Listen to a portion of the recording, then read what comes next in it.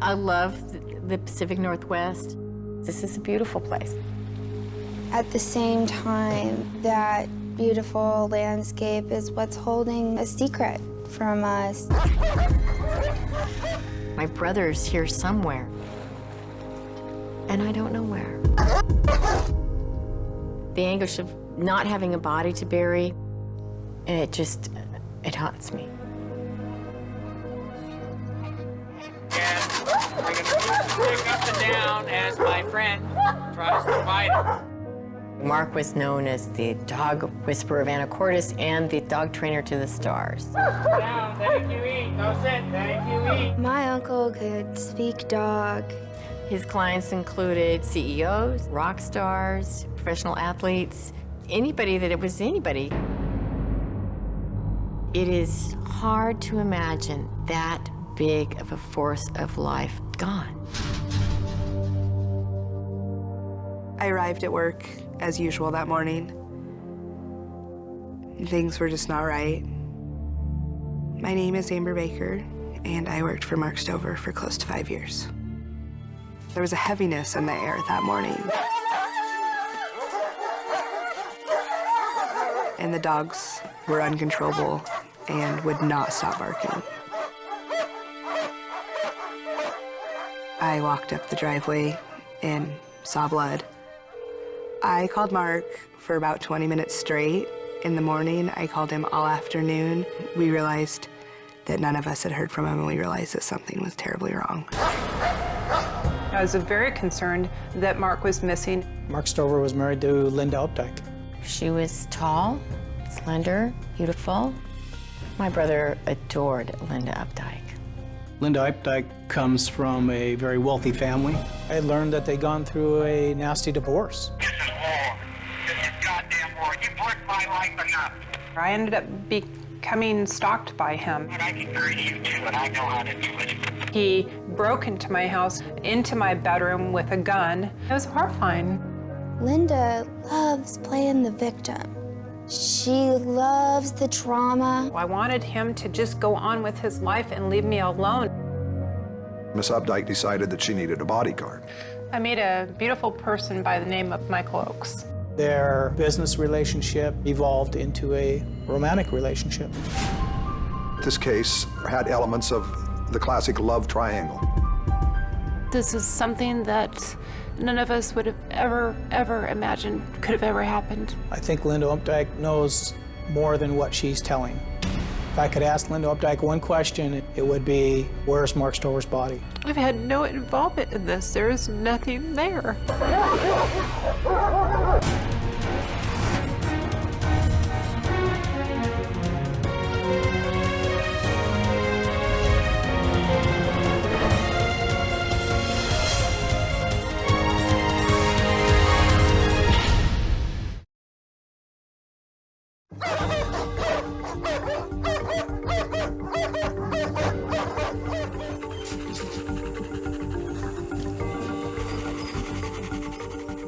Mark Stover was known as the dog whisperer of the Pacific Northwest.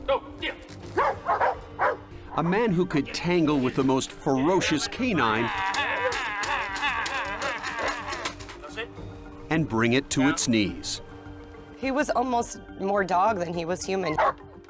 I would see him get down on all fours and look at the dogs right in their eyes, and he just had this amazing connection. Andrea Franulovich was his client and friend. We all run across those people that are extraordinary, and Mark certainly was extraordinary. He just had this way to be able to walk in the room and just grab the attention from everybody. Right here, sit down.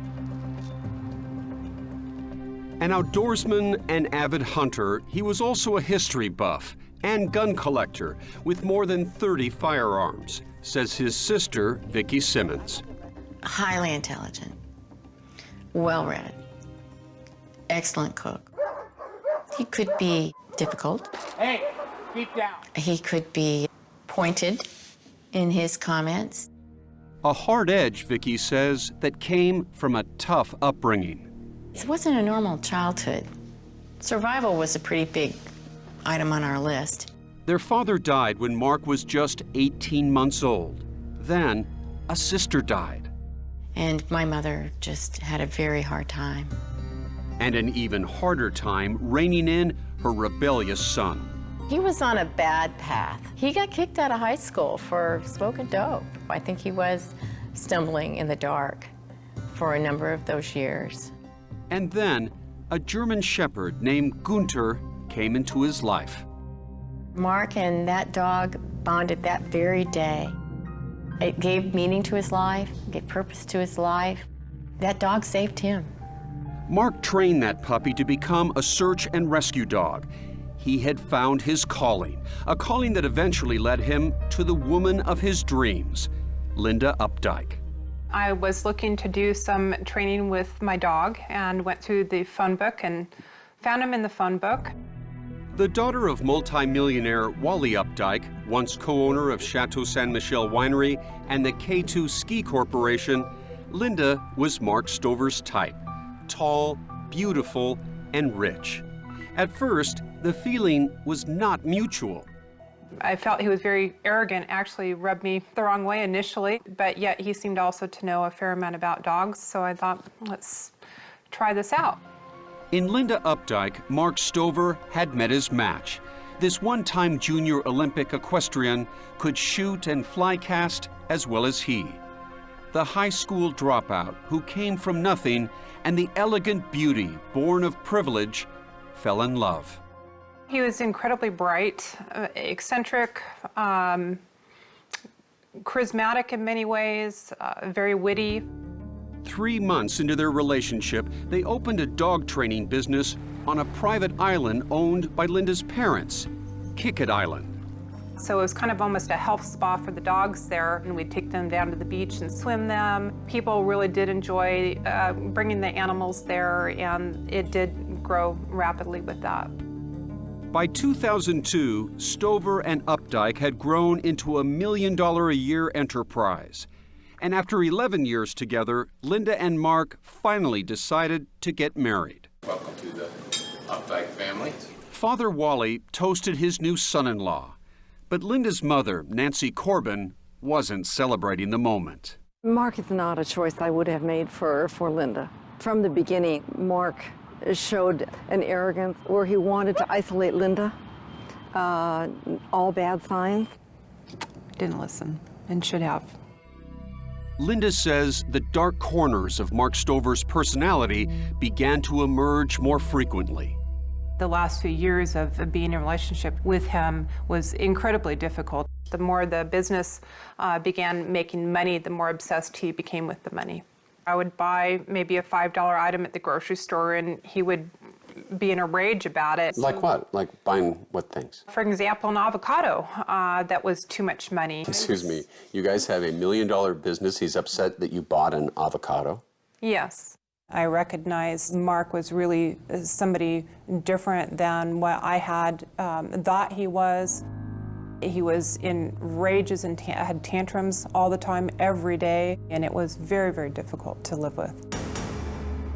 I saw him becoming more aggressive with people, for example, on the property. He threatened us with a handgun. Danny Jensen was clamming on Kickett Island when he came face to face with an angry Stover brandishing a gun. He told us that this was his land, we were not allowed to dig clams there, and that he would hurt us. Do you believe that Mark Stover would have been capable, could have been capable of using that gun? Oh, definitely. Similar incidents followed, and it was taking a toll on their marriage. I told him that I was ashamed by the behavior. This is not how my family does things, and this is my family's property, and I would like him to approach people with respect. In 2005, after 14 years together, 3 years of marriage, Linda Opdyke had had enough. We tried doing some counseling. I decided I could not be in the marriage with Mark anymore because it just continued, the abuse escalated, and I really literally felt like I was dying. She told Mark she was leaving him. He went just sheer white, his eyes went just crazy. He clenched his hands and fists, and he was just in a shaking rage. He said, "You've got war. I'm not going to grant this to you. You've got a big fight on your hands." Neither one of them had any idea just how big a fight it would be.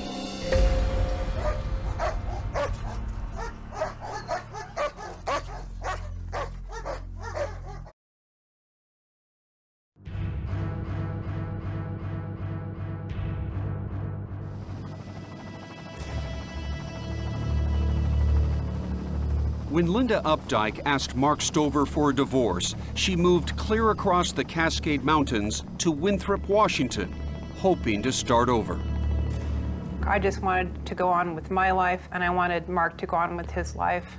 Linda even let Stover stay on her family's land, Kickett Island, and take control of their $1 million dog training business.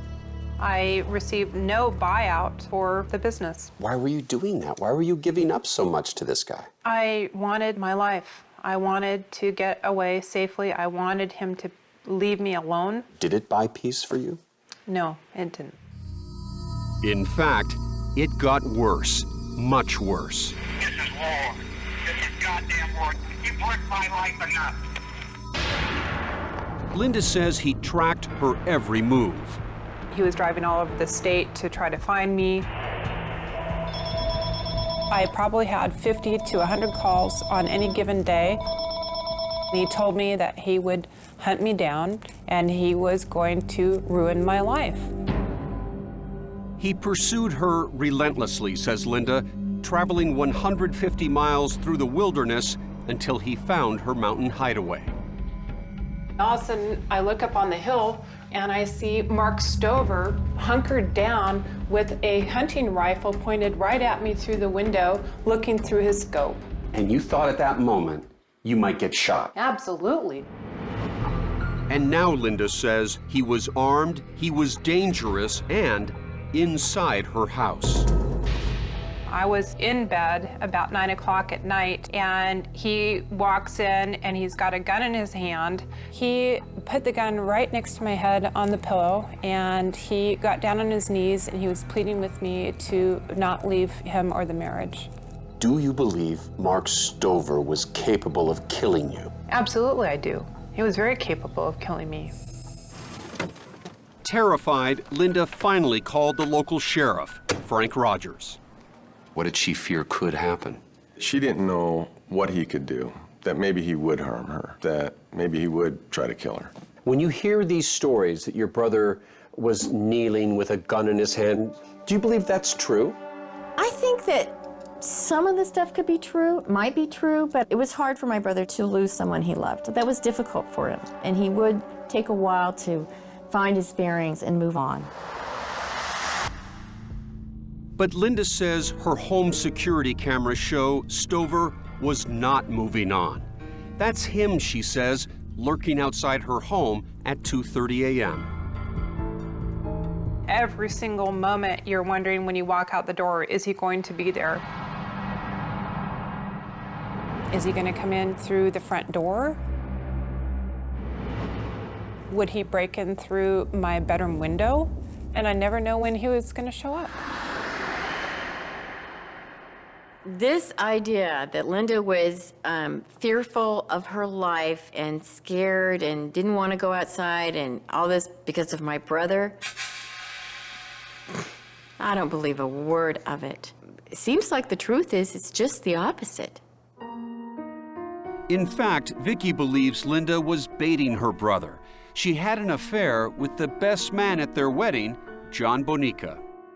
If she wanted to hurt him and really knock his feet out from under him, having an affair with John Bonica would be about the worst thing she could choose to do. Linda admits to having the affair after they split, but says Mark stooped to a new low, spying on them in their bedroom. I'd get a call from him telling me in detail what had occurred between John and myself that evening. And was it accurate? Yes, it was accurate. It was horrifying. After 2 years of terror, 2 years of angry legal battles, Mark Stover finally agreed to grant Linda Opdyke a divorce. But you goddamn divorce. but he still wouldn't let go.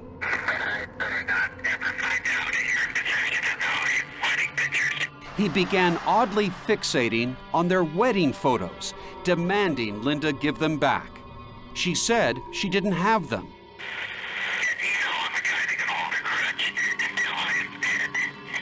He's basically laid the groundwork that he's going to harm her. And you know what? I can hurt him too, and I know how to do it. These are strong threats to me. Deputies wanted to arrest Stover for stalking, but didn't have enough evidence. Linda took matters into her own hands. She started self-defense training with Chief Deputy Dave Rodriguez. I was proud that she, as a victim, was taking steps to not just be cowering in her bedroom with the shades drawn. Linda took shooting lessons and filled her house with guns. I had a gun bedside. The security company put a magnet right on the cabinet here, and they installed it behind the tapestry here. So there was a gun hooked onto that? Yes. And then I had one that I carried on my person. Linda had amassed a small arsenal, more than 20 firearms, and promised herself she would never again be a helpless victim.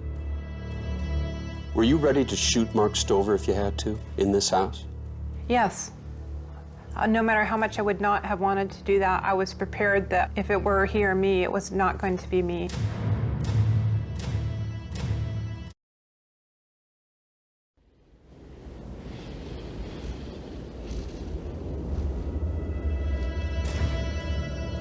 Did you think you were going to end up dead?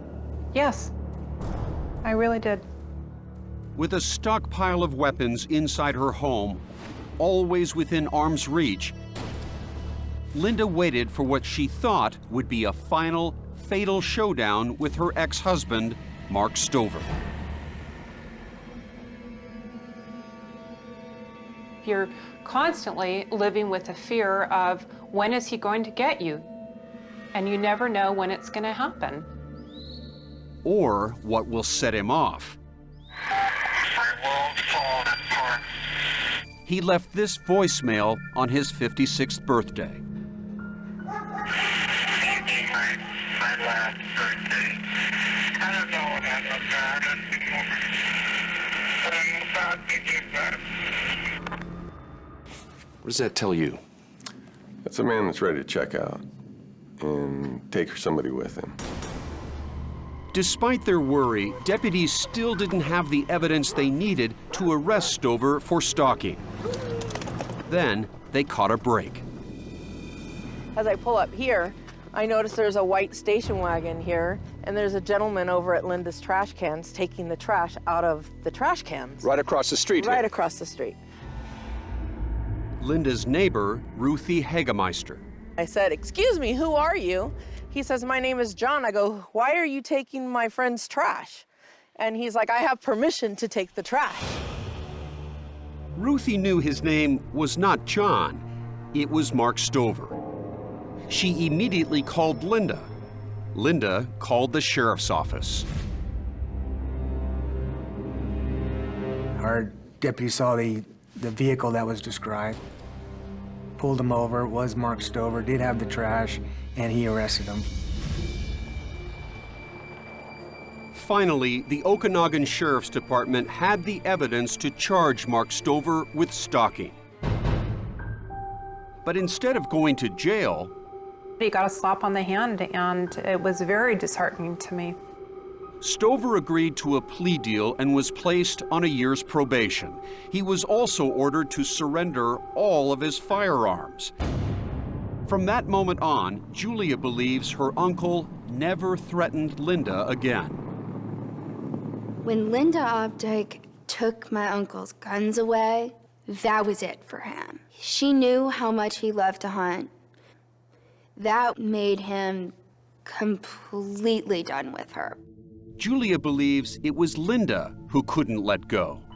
It was like she was trying to pull him in, push his buttons, and perpetuate the drama. Is that Kickett Island? That is Kickett Island. Julia and her mother, Vicki, have never met Linda Opdyke, but they believe they know her. I don't think she is what she appears. I think she is smart. I think she's extremely manipulative. I think that she is vindictive. Vindictive enough, they say, to have the affair with Stover's best man. I mean, how cruel is that? And tough enough to take care of herself. Linda Opdyke is no shrinking violet. She was armed to the teeth. She had many weapons. She knew how to use them all. Do you think there was paranoia in that house? Absolutely. You show me anybody's house that's got assault rifles, and I'll show you somebody who's paranoid. Getting all those firearms, was that wise or was that paranoia? Oh, I think it was very wise. I'm dealing with somebody that was incredibly skilled with firearms. He was somebody that would go on hunting trips, and he would stay on his hunting trips until he acquired his kill. And I knew this was somebody that could take my life. It was a real threat. There were no more reported stalking incidents after his arrest. But Linda still feared for her life and continued seeking ways to protect herself. A search that led her to a weapons expert named Michiel Oakes. I'm a writer and inventor. I've written several patents in my name, and I've had over 200 articles published. Over 50% of my articles have been for gun-related magazines. He also specializes in hand-to-hand combat. You've been described as Linda Opdyke's bodyguard. Right. Is that accurate? I don't believe it's accurate. Let's put it that way. She never paid me to be a bodyguard. I did a little bit of research, and I did an analysis of sort of her home security situation and made some suggestions on that front. And that was the extent of what I would consider my professional interaction with her.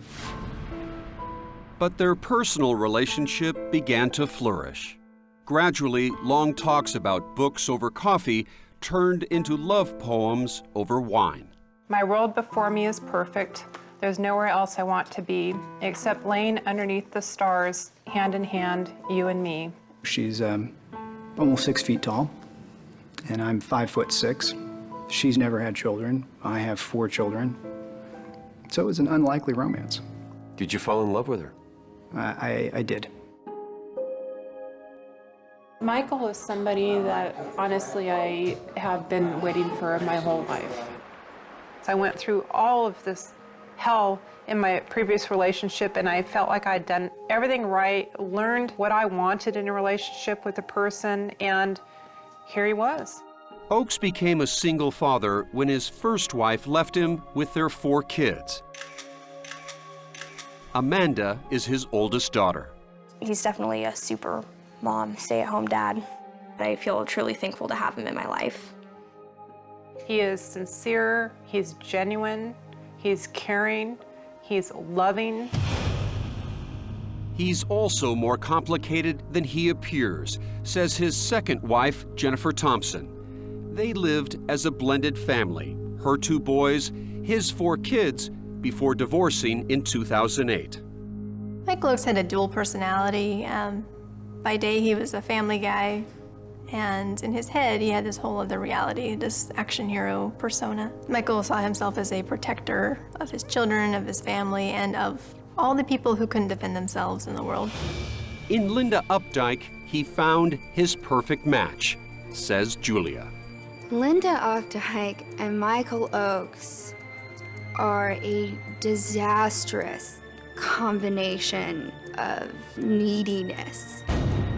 Michiel Oakes seems to need to be this vigilante, and he found his damsel in distress. They just seem to have been in this fantasy world of non-existent enemy. But this enemy was very real, says Oakes. The Mark Stover you got to know, was he a frightening man? Very. Intimidating? Very much so. Threatening? Constantly with me. And Michiel says Stover set his sights on a new set of victims. You were convinced that Mark Stover was a clear and present danger to your family. That is true. And did you act on that? I acted on it but not in the way that you or others may believe.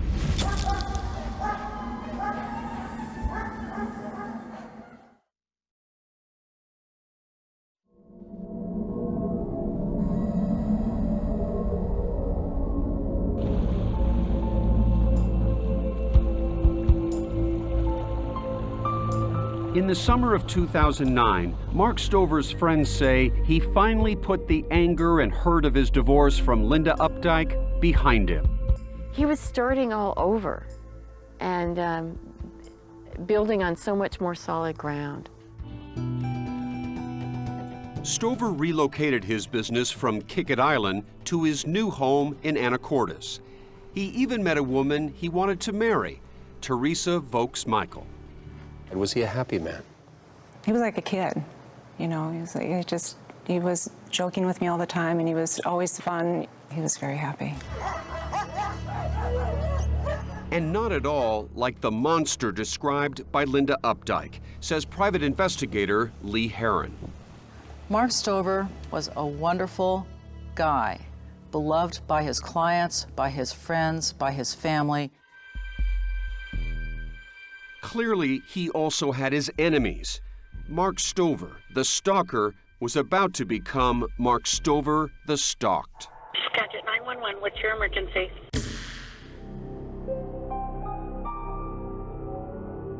It began with an anonymous phone call to the Skagit County Sheriff's Department on August 3rd, 2009. Can I help you? Yes, there's a crime that's going to take place in the morning. It's a drug deal, the caller says, and he names the man who will be transporting the drugs. His last name is Stover. Okay, and is somebody there with you, or why are you whispering? Very dangerous. He actually carries a gun. I wish you guys would do something before he kills somebody.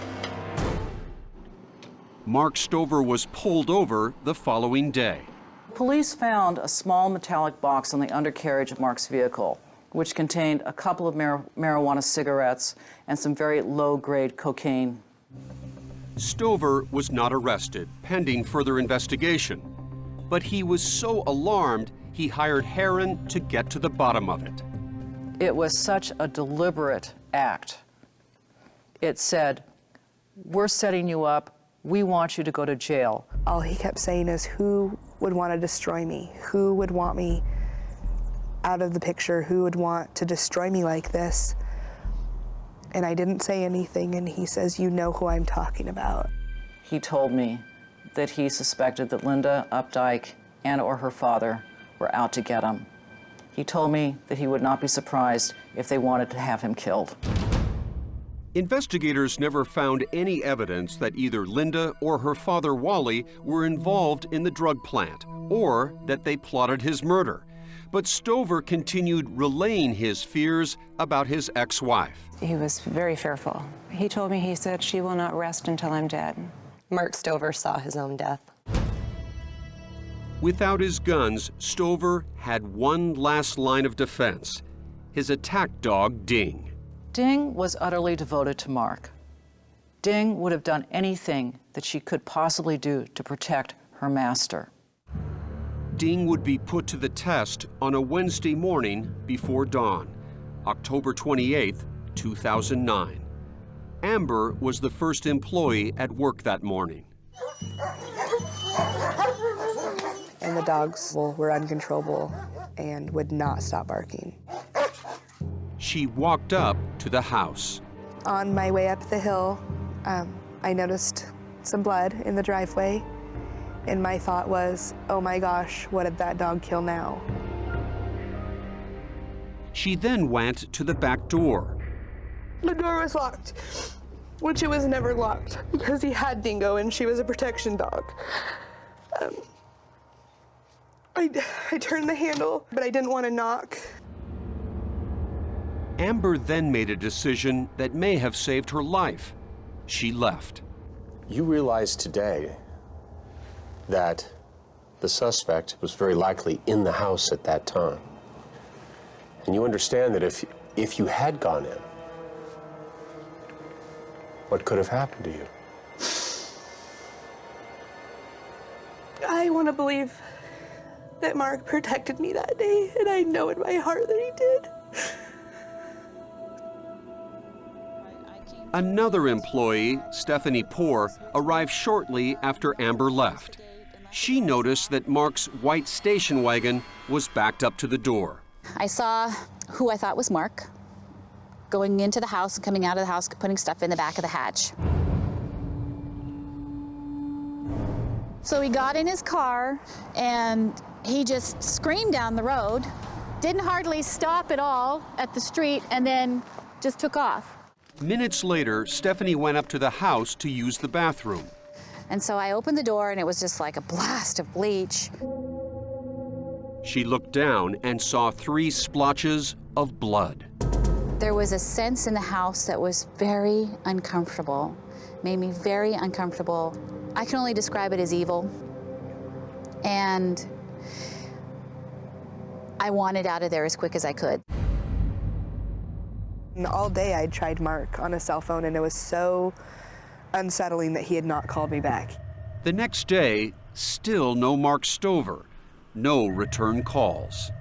I think we were all trying not to think the worst. Then, as Stephanie is walking up the driveway, I looked up and there was Ding sitting at the back door. She was on all fours and she was growling. They got Ding to the vet. The news was both shocking and foreboding. Ding had taken 3 bullets in the head. I think putting that many bullets into a dog and still not killing it, I think that really says that she tried her hardest to save him. Ding's wounds, the bleach, the blood in the house. It all added up to one inescapable conclusion: murder. It was horrible. Like I cried for 3 days straight. I just felt sad. Mark Stover's premonition of his own death had come true, but who had hunted him down, and why? I think that there's certainly spite, hatred, greed. The usual suspects are behind this murder, and I just don't know how the story works yet. But Vicky and Julia think they know how the story begins. It is my opinion that Linda Opdyke played a part in what happened to my uncle.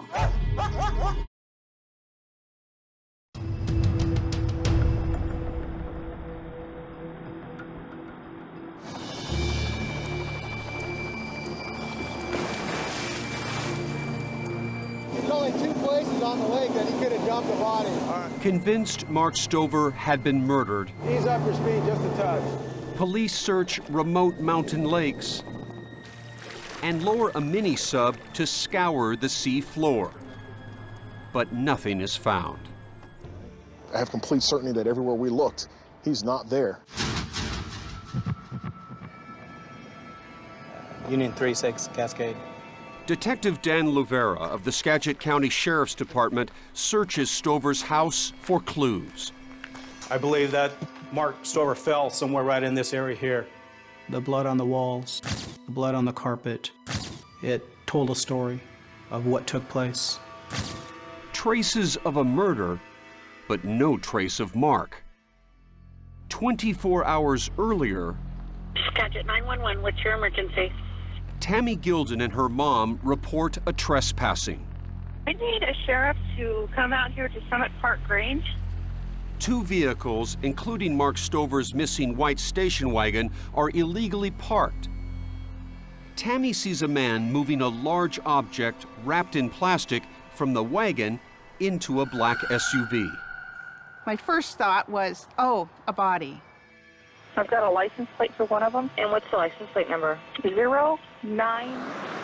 Minutes later, the black SUV with that license plate is spotted and pulled over for trespassing. Asked him for his driver's license registration and proof of insurance. The driver hands over his license. It's Michiel Oakes, Linda Opdyke's live-in boyfriend and protector. It was raining. He had sunglasses on, which is unusual. He was extremely nervous. The deputy notices that bundle in the back, but has no reason to check it. He gives Oakes a warning and sends him on his way. Oakes then takes a strange detour. He visits his ex-wife, Jennifer Thompson. He looked very disheveled and frumpy. He's usually very meticulous and neat and tidy. What does he say to you? Well, I said, "Are you okay?" And he said, "No, I think I'm in trouble." Oakes then drops a bombshell. Michael told me that if law enforcement had seen what was in his car, he'd go away for life. What were you feeling at that moment? I didn't know how serious to take it. I was concerned for him because he was so upset. Oakes then said he had to leave. I kissed him on the cheek. And that haunts me. Because he had a body in that car. Oakes drives into the night, 160 miles across the mountains, back to Linda's house. He arrives just after 11:30. That plastic bundle is gone, and Linda is waiting for him. Did you tell her what had happened? Oh, no, not at all. I think my exact words were, "I'm having the worst day of my life." Linda says she didn't know anything was wrong until she received this chilling email from a former employee of Stover's the next day. Mark is missing. Blood in house. Dingo almost dead. When I found out Mark was missing, my first thought was he coming over to my place to kill me? Soon, there was a knock at her door. She seemed a little surprised that we were there. Chief Deputy Dave Rodriguez and Sergeant Gene Davis were investigating the disappearance of Mark Stover and told Linda they were there to talk to Oakes. She kept on asking me, "I don't know what's going on here. What's going on here? I'm so confused." They say, "This isn't just a social call this time. We want to talk to you, Michael." Rodriguez asks Oakes if he'd been in Anacortes. He said, "Yes, I was over there, but I was over visiting my ex-wife." Then he started to get pretty agitated, and he's looking around, and he goes, "I gotta find my medication." Oakes heads to his SUV. I see Oakes open the back hatch, reach inside, and take out a plastic bag. He throws it over an embankment. Davis recovers the bag. Inside is this .22 caliber pistol. Right then, Michael Oakes is arrested on suspicion of the murder of Mark Stover.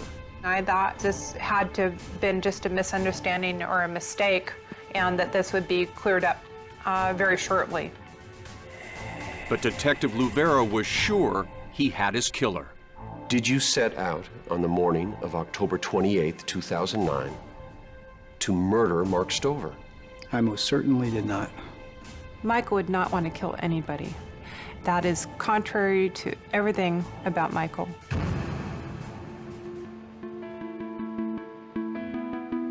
But the investigation was just beginning. Detective Luvera wondered if there was a conspiracy, whether Mark Stover's killing was a murder for hire.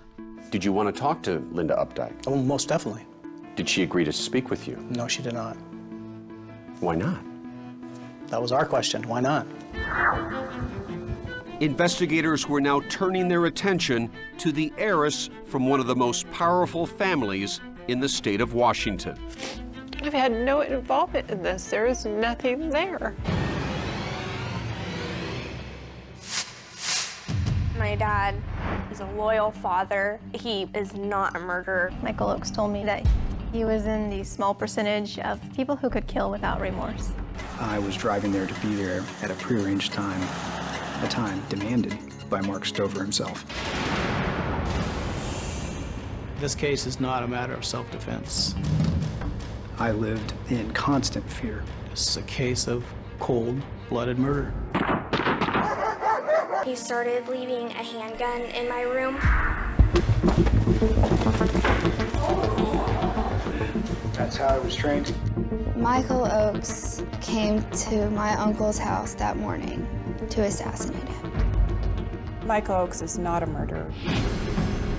Are you lying to us? I understand the jury has reached a verdict. The conclusion of the dog trainer, the Heiress, and the Bodyguard when 48 Hours continues.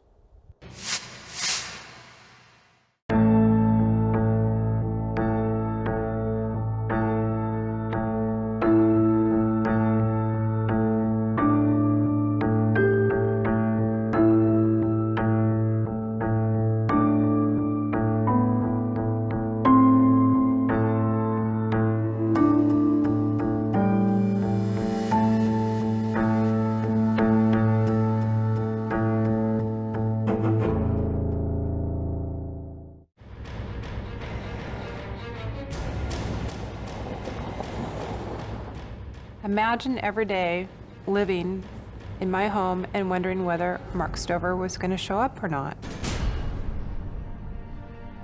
Never knowing if he did show up, would he kill me? I am Linda Opdyke, and I was married to Mark Stover. When I first met Mark, he was witty, very bright, charismatic. Mark was known as the dog trainer to the stars. My uncle was such an incredible person. Sit down. Mark had a public persona training dogs. My personal experience with Mark Stover has been very different. This is wrong. This is goddamn wrong. You've wrecked my life enough. He became very aggressive. He was incredibly unstable.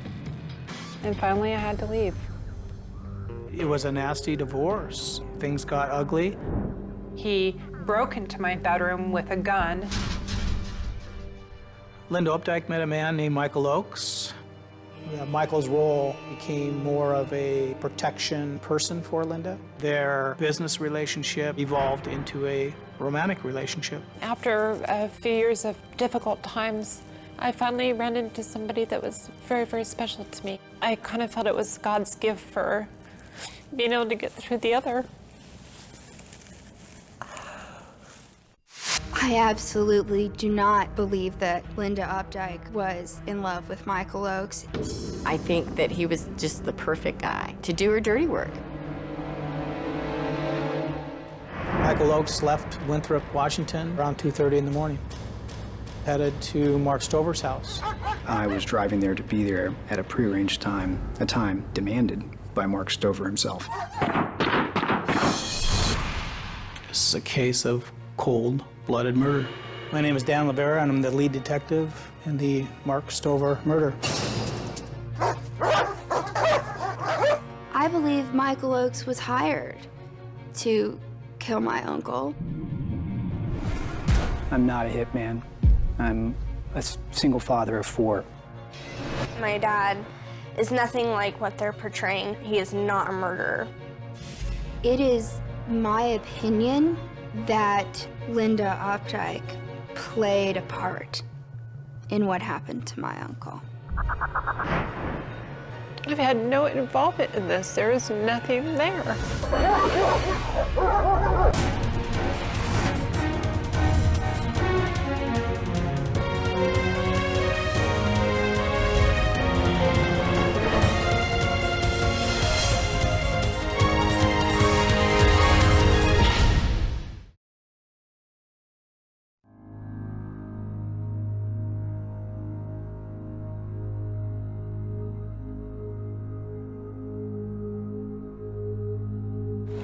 I loved this area. I loved everything about it, but it's different. It's now a murder scene. It has been more than a year since Vicki Simmons' brother, celebrity dog trainer Mark Stover, disappeared from his home in Anacortes, Washington.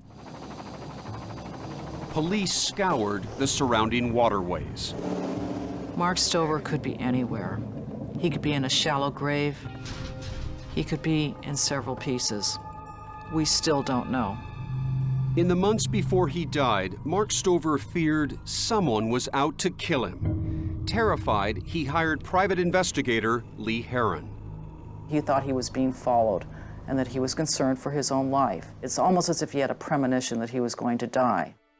And he told Lee Heron he thought he knew who wanted him dead, his ex-wife, Linda Opdyke. I think Mark had a very real fear of what Linda was capable of doing to him. This mystery had all the makings of a Hollywood movie. Linda Opdyke, the daughter of multimillionaire Wally Opdyke, drawn into the sensational murder investigation of her ex-husband. Her boyfriend, Michiel Oakes, charged with the crime. Michael would never murder anybody. And those who accuse him of doing just that? They don't know him and they don't know the whole story. No one believes in Michiel Oakes more than his 4 children. Amanda is his oldest daughter. We are 100% sure he is not a murderer. After getting a divorce from his first wife, Oakes took full custody of his 4 kids. Daughter, April. He'll sacrifice everything, his time, his money, and like, everything just so we're happy and we have a good life. The son of a Boeing supervisor, Michael grew up overseas. Smaller than most kids his age, he quickly learned how to stand up for himself, says his mom, Corey. He's a little warrior, but it's a gentle warrior. That little warrior grew up to become a self-taught security specialist skilled in firearms. And I ended up training with SWAT teams and so on. And it's what we call force-on-force training. Michael's expertise in security eventually led him to Linda, who told him her ex-husband, Mark Stover, was stalking her.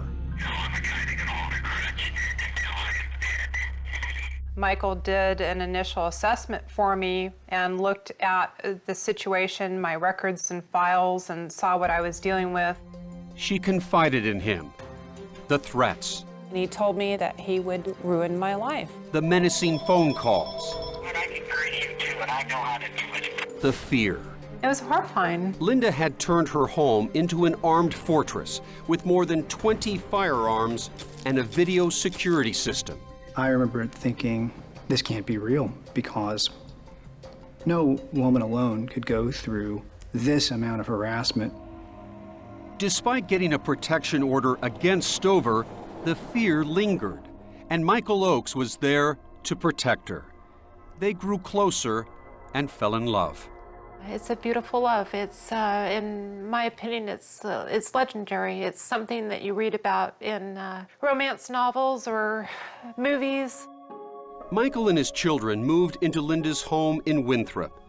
It all seemed perfect. Mark, as far as I knew, was leaving me alone, and he was going on his way, and I was going on mine. What she didn't know, says Michiel Oakes, is that Mark Stover had set his sights on a new target. Mark Stover sought me out and told me that I would do what he wanted. From that point, for almost 6 months, I lived in constant fear. Oakes says his first terrifying encounter was in a Costco parking lot when Mark Stover appeared out of nowhere. He said that he knew who I was, and he knew that I was in a relationship with Linda. And he said there was something of his that she wouldn't give back, and that I was going to get it for him. As bizarre as it sounds, Oakes says Stover demanded Linda's wedding photos, and if he didn't get them, Oakes's children would pay the price. He went on to describe what my daughters were wearing that morning. And what did you realize at that moment? He had been following us a whole time. And he said, you're going to get these wedding pictures back, and then they would be okay. And I was very much afraid. So afraid, he trained his children how to defend themselves. He started placing a firearm in my room, and he told me if I thought I heard an intruder, I was to take the handgun and fire at them.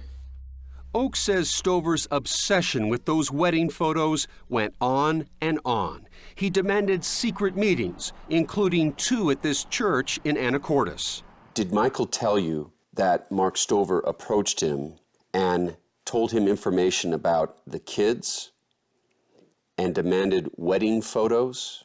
No. Why wouldn't he share this vitally important information with you? My guess in knowing Michael is he really did not want to stress me out more. He was a deeply disturbed individual. He was a very disturbed person. Then, Oakes says Stover demanded that he come to his home in Anacortes. Oakes says he had no choice. He had to go. I was under tremendous pressure to do exactly what he wanted, exactly how he wanted it, or suffer the consequences.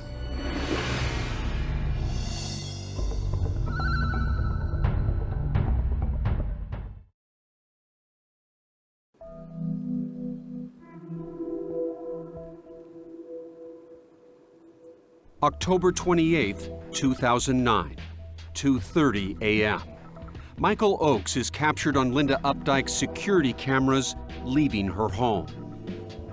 His destination, Mark Stover's house. It was put up or shut up time. Stover was obsessed with those wedding photos, Oakes says. I was supposed to deliver them to him or else. And the else is what? My children were frequently mentioned as the else. Oakes didn't have the photos, but he went anyway, thinking he could reason with Stover. Just in case, he went prepared for the worst. I was always armed in every meeting with Mark Stover.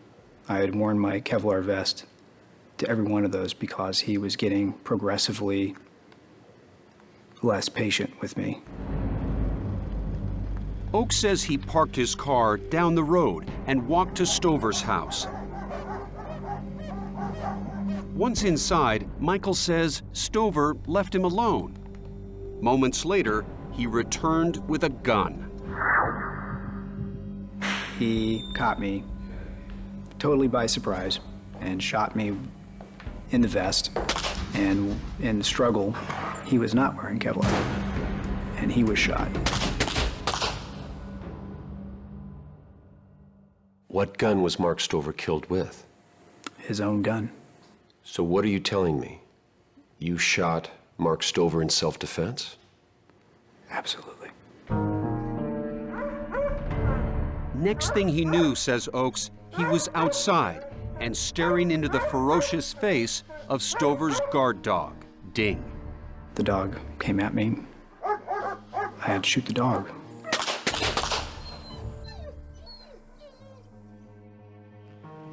Soon after, employee Stephanie Poor arrives for work.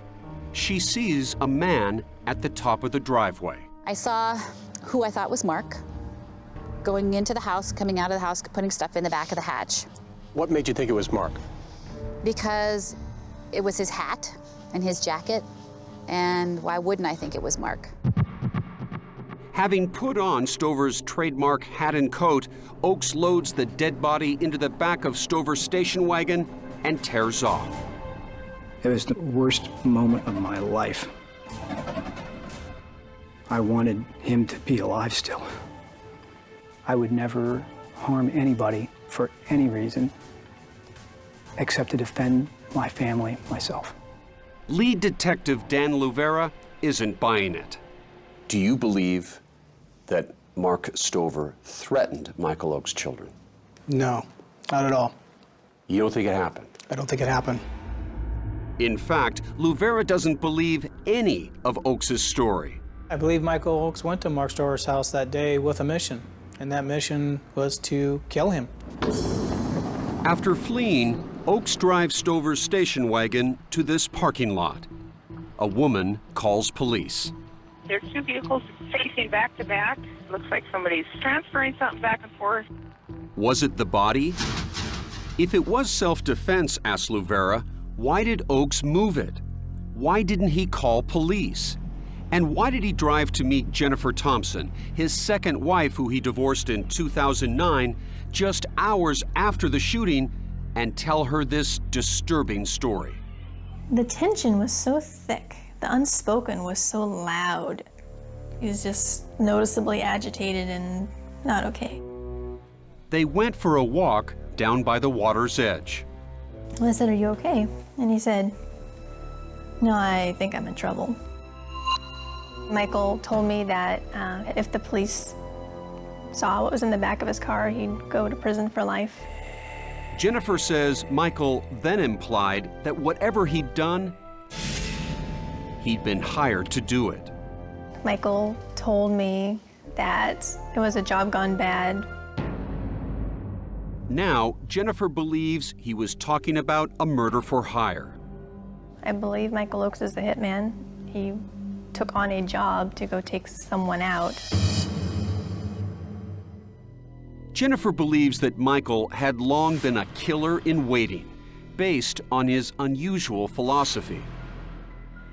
He felt that there were evil, bad people who needed to be removed, taken away, taken out. Not everyone was capable of taking those people out. He prided himself on being one of them. Your ex-wife claims that you described what had happened earlier in the day as a job gone bad. A job implies you were hired by someone. Yeah, well, I think she has an interesting approach, creatively speaking. I believe my exact words were, I had a meeting, something went dreadfully wrong, and I will be blamed for it. He got that right. Oakes was arrested and charged with the murder of Mark Stover. But investigators weren't so sure he acted alone. Did you want to talk to Linda Opdyke? Oh, most definitely. Did she agree to speak with you? No, she did not. Linda briefly spoke to police the night Oakes was arrested. The next day, on her attorney's advice, she refused to answer any more questions. Michael was freed on bail, but the lovers were forbidden by court order to see each other or communicate.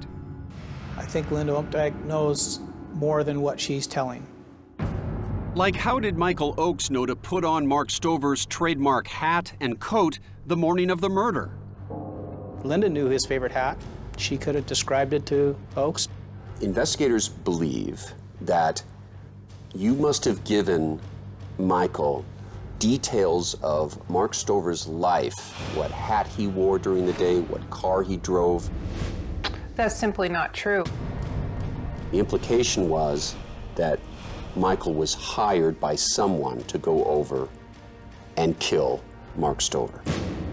Was it you? No, absolutely not. But Stover's niece, Julia Simmons, believes Oakes was played by a master manipulator.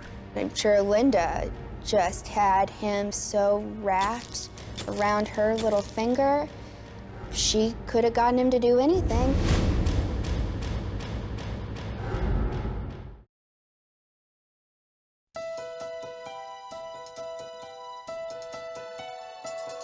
Can I help you? I need to report something. Police believe this peculiar call from an unidentified man in August of 2009 was the first strike in an organized campaign to destroy Mark Stover. I have seen the gentleman in question unloading drugs. And do you know the name? I know a name. His last name is Stover, S-T-O-V-E-R. The police found a small metallic box on the undercarriage of Mark's vehicle, which contained a couple of marijuana cigarettes and some very low-grade cocaine. Stover wasn't arrested, but feeling he'd been set up, he asked his private investigator, Lee Heron, to get to the bottom of it. Mark had been in fear of his life for some time. Why are you whispering? Yeah, it's something that's very delicate. When Jennifer Thompson heard the tape, she instantly recognized the distinctive voice. It was her ex-husband, Michael Oakes. I'm trying to make completely anonymous. When I heard it, I thought, it was very disturbing because it was the moment I realized that whatever he had done, it was premeditated. I believe that Michael Oakes planted the drugs, with or without the help of other people. And while Linda Opdyke has never been implicated, Heron thinks she's the only possible link between Michael and Mark Stover, since Heron believes the two men never met. In the 2.5 months that I worked for Mark, he never mentioned the name Michael Oakes. He never gave any indication that he knew who Linda's boyfriend was. Did you plant drugs on his car? No. No, I did not. Remember, that drug call was made at a time when Oakes insisted he was being harassed by Stover. So who was really stalking who? Stover's fiancée, Teresa Vokes-Michael. It was after the drug planting that he thought that his life was in danger. Stover may have had a reason to be afraid. Authorities believe Oakes traveled to Anacortes just 4 days before the murder. This home security video, taken at Linda Opdyke's that same day, shows Oakes loading up what appears to be 2 rifle cases. He says he told Linda he was going on a hunting trip. They shared a long goodbye. The long, passionate embrace that was captured on Linda's surveillance cameras indicates that Michiel Oakes thought of himself as a prince who was out to slay the dragon, his perceived dragon, for the damsel in distress. And his perceived dragon was Mark Stover. They're comparing it to a wife saying goodbye to a soldier as they're about to go off to war. Well, and maybe they haven't experienced true love. And Michael and I really love each other, and it was always long goodbyes for us. They're very difficult. We do not like to be apart. Is it possible that this love drove him, in order to protect you and to protect his children, to plot and kill Mark Stover? No, Michael would never initiate a plot or a plan or aggressive act towards another person. It's just not who he is. But on the day Stover died, authorities believe Michael made a 3-hour drive from Linda's house over the Cascade Mountains to a Walmart near Stover's home. He's caught on surveillance cameras shortly after 5 in the morning. See him walking across the parking lot, grabs a shopping cart, and he's on his way. What does Oakes buy at Walmart? He buys a backpack, some weights, some anchor line, buys some camo gear, camo pants, camo shirt. You did purchase weights at 5:20 in the morning. Yes. You purchased anchor rope. Rope, yes. Camouflage suit. Yes.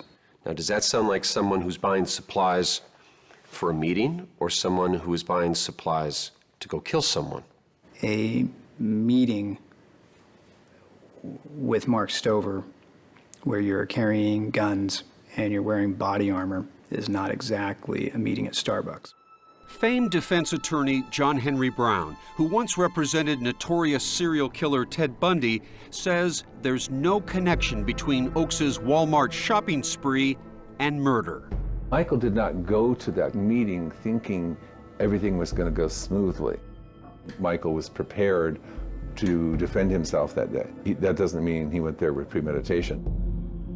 Oakes says this bullet hole in his Kevlar vest proves Stover shot him. But prosecutor Rich Wyrick believes Oakes shot his own vest. It appeared to have gone in very close to exactly straight, exactly in the middle of the bulletproof vest. What it suggested to us is that it was done either before or after as somewhat of an alibi. Investigator Dan Luvera took us back to Stover's house at the exact time he believes Oakes attacked. I believe Mark Stover let the dog out probably through this carport door. Ding comes outside in this driveway area where I believe Michiel Oakes shot Ding several times. Mark comes out the door to see what's going on with Ding. I believe Mark Stover got shot right where we're standing and quickly retreated back to the house. Luvera believes Oakes finished him off in the hallway because of the blood on the walls. If this is a case of self-defense, as you say, why didn't you call police immediately and report this? With my knowledge of law enforcement, nothing added up with Mark Stover. I don't know if it's because he was so tight with the local law enforcement. I don't know what it was. I'd already, from that first meeting with him, did not feel like calling the police would do anything but kill my kids. Police believe he didn't report it because he had committed murder. Oakes admits to putting Stover's lifeless body in the back of his SUV, but he's never revealed to investigators where he got rid of it. What did you do with Mark Stover's body? I think that probably the nitty-gritties on that are going to have to wait to court. But you have a story to tell that you want the world to hear. Absolutely, absolutely. And I think 12 reasonable people are going to see a reasonable man taking care of his kids first. And on that basis, I will be exonerated.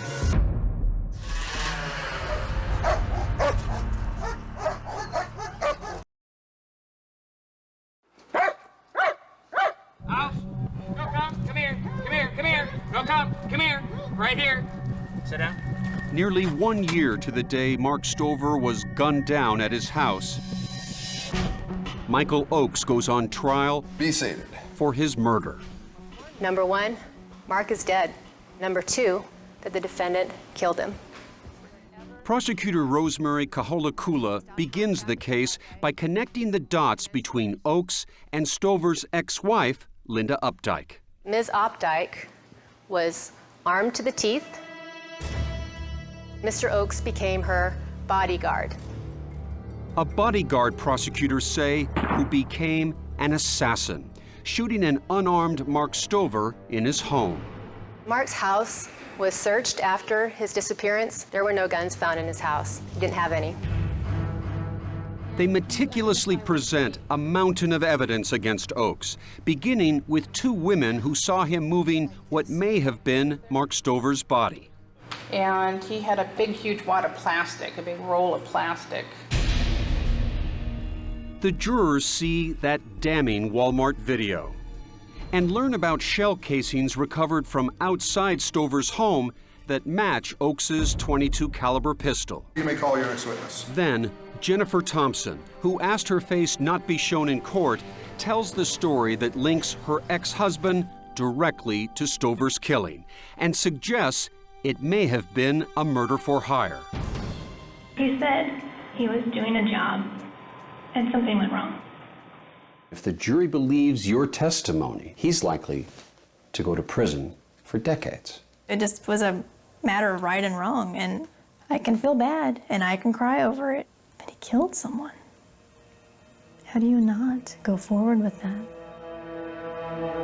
But the defense had a strategy to turn the tables on the prosecution, saying the real victim in this case is Michiel Oakes. Mark Stover made it perfectly clear that if Michael didn't do what he wanted him to do, Michael's children would be dead. Michael has never pointed a firearm at any other human being in the course of his entire life until the morning of October 28th, 2009. And then he did it only in self-defense. With his freedom hanging in the balance, Okay, Mr. Oakes, come on up. Michiel Oakes must now convince 12 jurors that Stover's threat was real.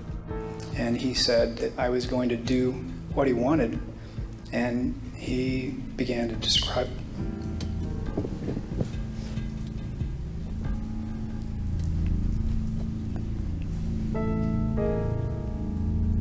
He began to describe what my daughters were wearing.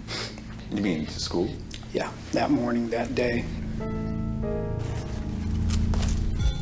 Oakes then puts on that Kevlar vest he wore at Stover's house and demonstrates how he acted in self-defense after Stover shot him. What do you do?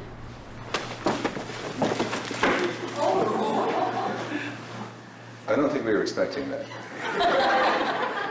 That was amazingly fast, Mr. Oakes. Is that the way you did that? That's how I was trained. He even had an explanation for that shopping trip to Walmart. Oakes says the supplies, the rope, the weights, the camouflage would only be used if Stover sent out his attack dog. Oakes's plan was to flee to this nearby water tower. My hope was to attach a weight to the D-ring and use it to basically access the ladder on the water tower. And quickly tie those weights to the end of the rope, throw the rope up onto the ladder to pull himself up. This is like a James Bond movie gone wrong. Oakes then reveals the secret so many people have longed to hear, where he put Mark Stover's body. There's a kind of a dilapidated looking dock thing. The dock is just a mile from Stover's home. And I got my car as close to that as possible and muscled him out and dropped him in the water. But Oakes has a problem. Authorities searched that very spot just days after Stover disappeared, never finding a body.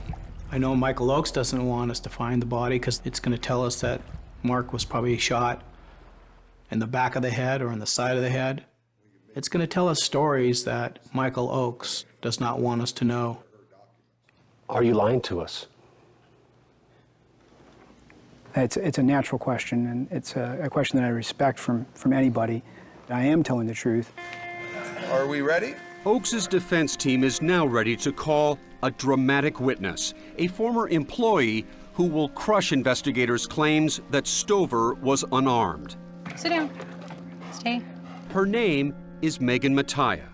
She will testify that Stover invited her on a hunting trip just 2 months before his death and asked her to carry his gun.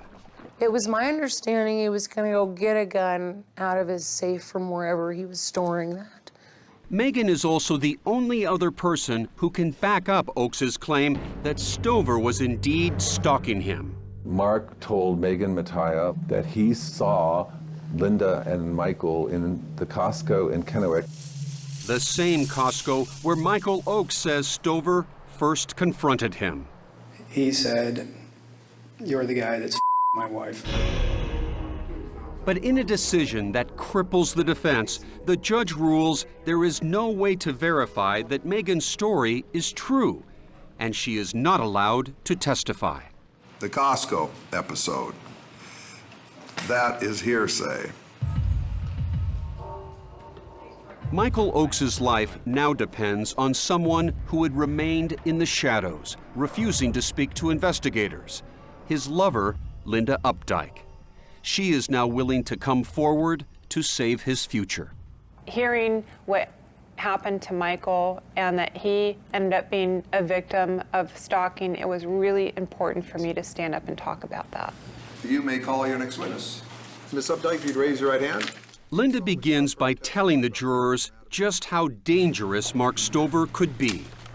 I woke up with Mark in my bedroom, and he had a pistol in his hand and laid it on the pillow next to my head. With Linda captive on the stand, the prosecutor zeroes in, raising the possibility that Linda was somehow involved in Stover's murder. Isn't it true that if this is a case of self-defense, it gets you off the hook too? What do you mean by that? If a jury were to find that this was self-defense, you wouldn't have any more liability either, would you?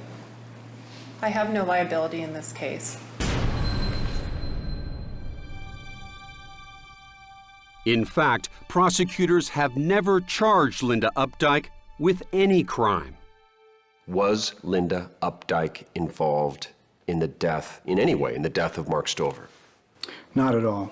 Yes, you did. This was about my children and me and Mark Stover. He started a gunfight, and I won. But will he win this final battle? The jury will now decide.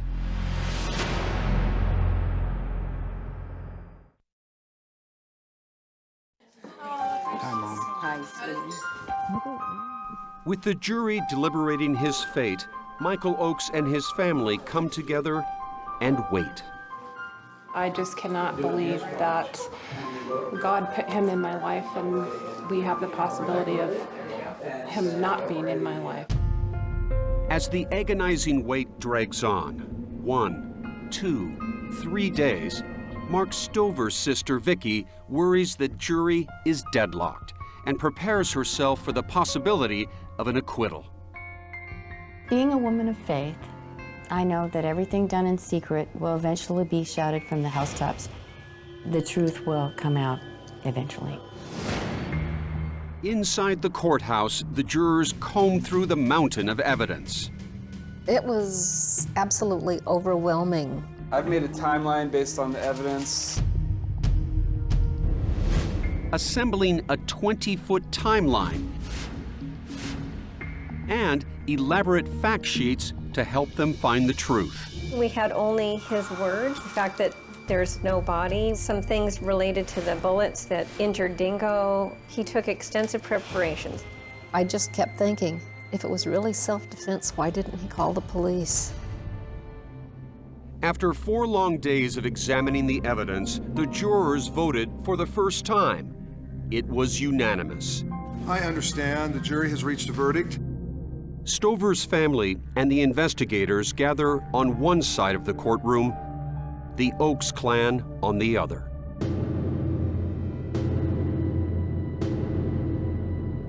We, the jury, find the defendant, Michael Glenn Oakes, guilty of premeditated murder as charged.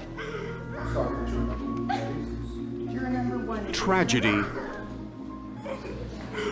and relief. I'm just so happy that we were able to get justice for my uncle. It's been a long road, but we're really happy. But at this time, I'll revoke the bail and remand Mr. Oakes into custody. Michael Oakes gives his children one last hug goodbye and is led away.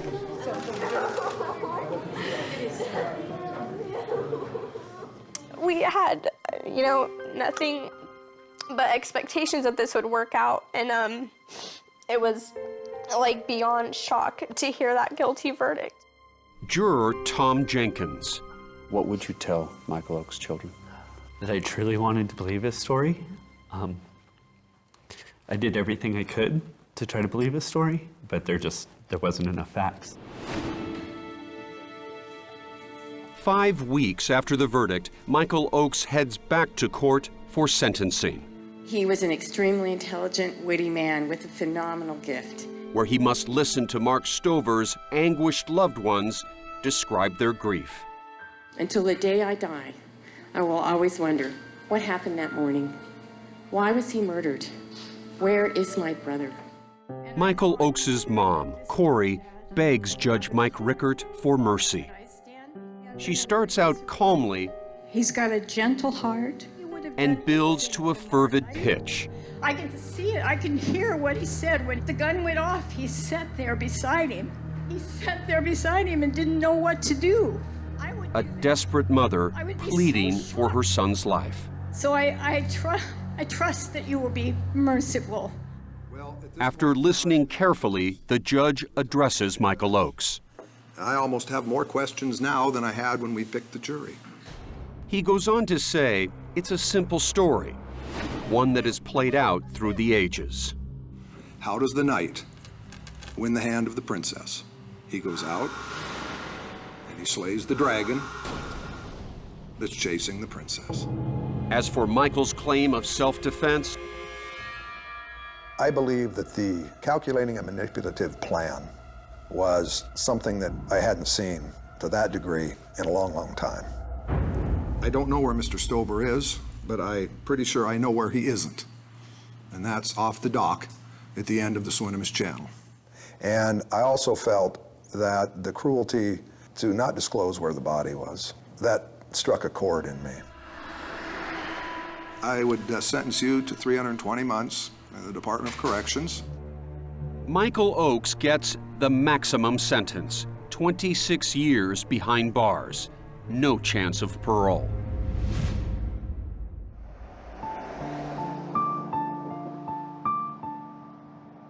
Oakes' children have lost the father they love. Little Andrew lives with his grandparents. Amanda and April with Linda Opdyke. There are a lot of ruined lives in this. It's tragic for every single person involved in this. Linda, never charged, continues to adamantly deny any knowledge or involvement. She and the children still believe Michael acted in self-defense. We're sticking together, and no matter what, we're fighting tooth and nail. Because when one of us is under fire, we all are. We know his innocence, and we're not going to take no for an answer in this. Vicki and Julia Simmons believe Michiel Oakes is just one part of the story, and the final chapter is yet to be written. My job is to follow this story to the end. I will always be looking for who did this, who was in the conspiracy, why it was done. That's my job. We just still don't know so much. We're just gonna have to hope that Michiel Oakes realizes that he was not being the hero. We need the truth. We need the body. I need to find him. And I just can't let that go.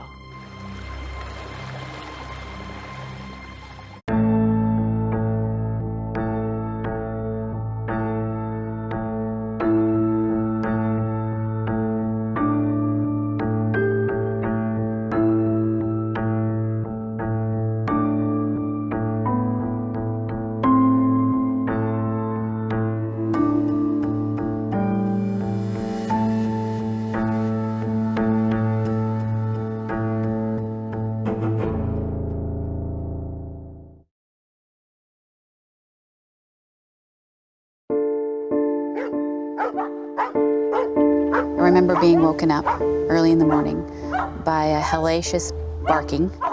It was 2009, 3 days before Halloween, a time when the boundaries between the living and the dead become blurred. Stephanie Poore said the dogs next door were going crazy. And they were upset, and it was loud. What'd you think to yourself when you were lying in bed listening to that?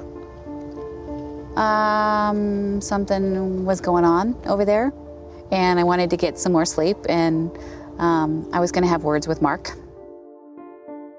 Mark was Mark Stover, Stephanie's next-door neighbor and her boss. Stephanie was a dog trainer at Mark's facility in Anacortes, Washington, an island community about 80 miles north of Seattle. He had built a successful business working with the dogs of the rich and famous, and had earned the nickname the Dog Whisperer of the Pacific Northwest.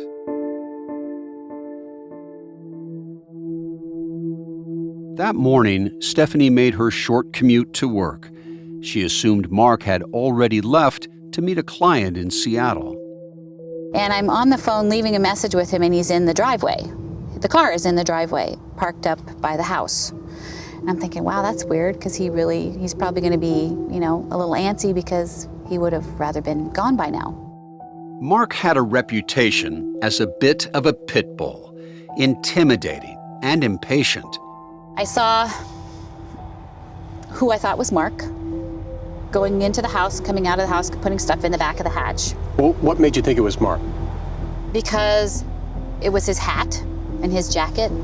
He opened the door to the car, looked at the front windshield, grabbed something off the front, and then just literally tore down the driveway. Then Stephanie went up to the house to the bathroom. As she walked up the driveway, she saw tire marks from the car and some spots of blood on the gravel. Stephanie assumed that the blood belonged to Ding, Mark's guard dog. Ding recently had surgery. I explained it away that Ding must have ripped her stitches out here. The blood wasn't the only sign something was wrong. I could smell the bleach before I even opened the door. Stephanie stepped inside. She noticed a bedroom door that was usually never shut was closed. And as she went into the house, Stephanie saw 3 big spots on the floor. Did they have a color? It was blood. It was red, dark red. Stephanie was worried. She kept calling Mark, but he never answered. Stephanie hoped the blood was from Ding's surgical wounds. She was doing her best to avoid imagining the worst. But the next morning, when she came back to work, she was startled to see Ding sitting by the back door. She was on all fours, and she was growling. Something had happened to her. Maybe she had had a stroke. It was obvious one eye was in a horrible mess. We couldn't find Mark. I was calling him. I left a message. Mark, we're really concerned. Where are you? Why is Ding here? An unsettling feeling hit Stephanie. I can only describe it as evil. Something horrible, something terrible. I knew something bad had taken place. Stephanie called 911. Mark's new girlfriend had also called the police after not hearing from him. Soon after, sheriff's deputies arrived on scene.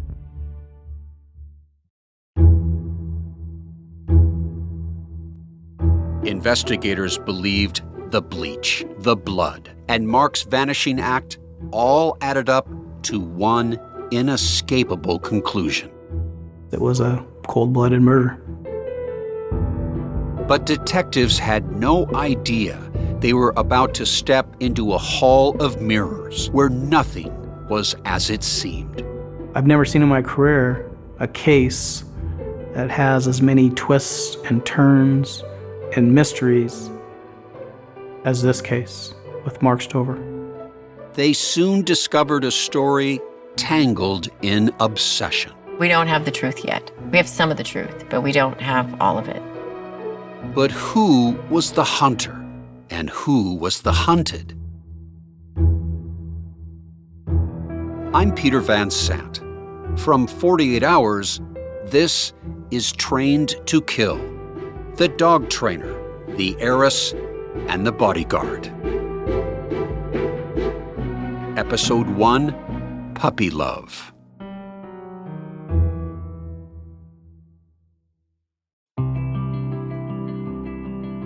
The coastline of Washington State, just north of Seattle, is one of the most beautiful places on Earth. Back in the 1800s, my ancestors were homesteaders on an island not far from Anacortes, Washington. It's gone now, but one of my great-greats even had a small apple orchard on Orcas Island. Anacortes is the gateway to the San Juan Islands, where ferry boats depart to these wooded jewels. I go hiking, swimming, and fishing for Dungeness crabs, and have always considered the small harbor towns here my gateway into tranquility and peace. That's why I was stunned when 48 Hours first got word about this murder. And then I learned that at the center of it all was a celebrity dog trainer. Mark was known as the dog whisperer of Anacortes and the dog trainer to the stars. That's Victoria Simmons, Mark Stover's younger sister. She said some of Mark's clients included Eddie Vedder from Pearl Jam, longtime Starbucks CEO Howard Schultz, and Seattle Mariner Ichiro Suzuki. I believe he came to love all dogs, and no pedigree or fabulous pedigree, it didn't matter to him. He saw value in all of them and potential in all of them. Mark offered private training lessons. He could teach basic obedience, but his wealthiest clients wanted him to train their pets to become protection dogs. This is audio from a video of Mark training a dog. He's standing in what looks like a gravel driveway, wearing a dark raincoat and his trademark brown hat with a round brim. Show me the motion again with the stick. Well, this is the barrage. A handler releases the dog. The dog sprints and bites hard enough to lock onto Mark's leg, which is covered in padding, and a tug-of-war ensues between the growling dog and Mark.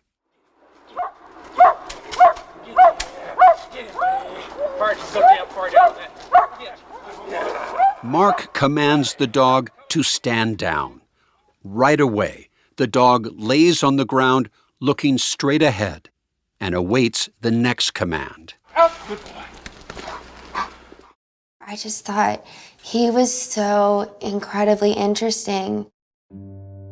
His niece Julia, Victoria's daughter, said Mark sometimes expressed his love for dogs in eccentric ways.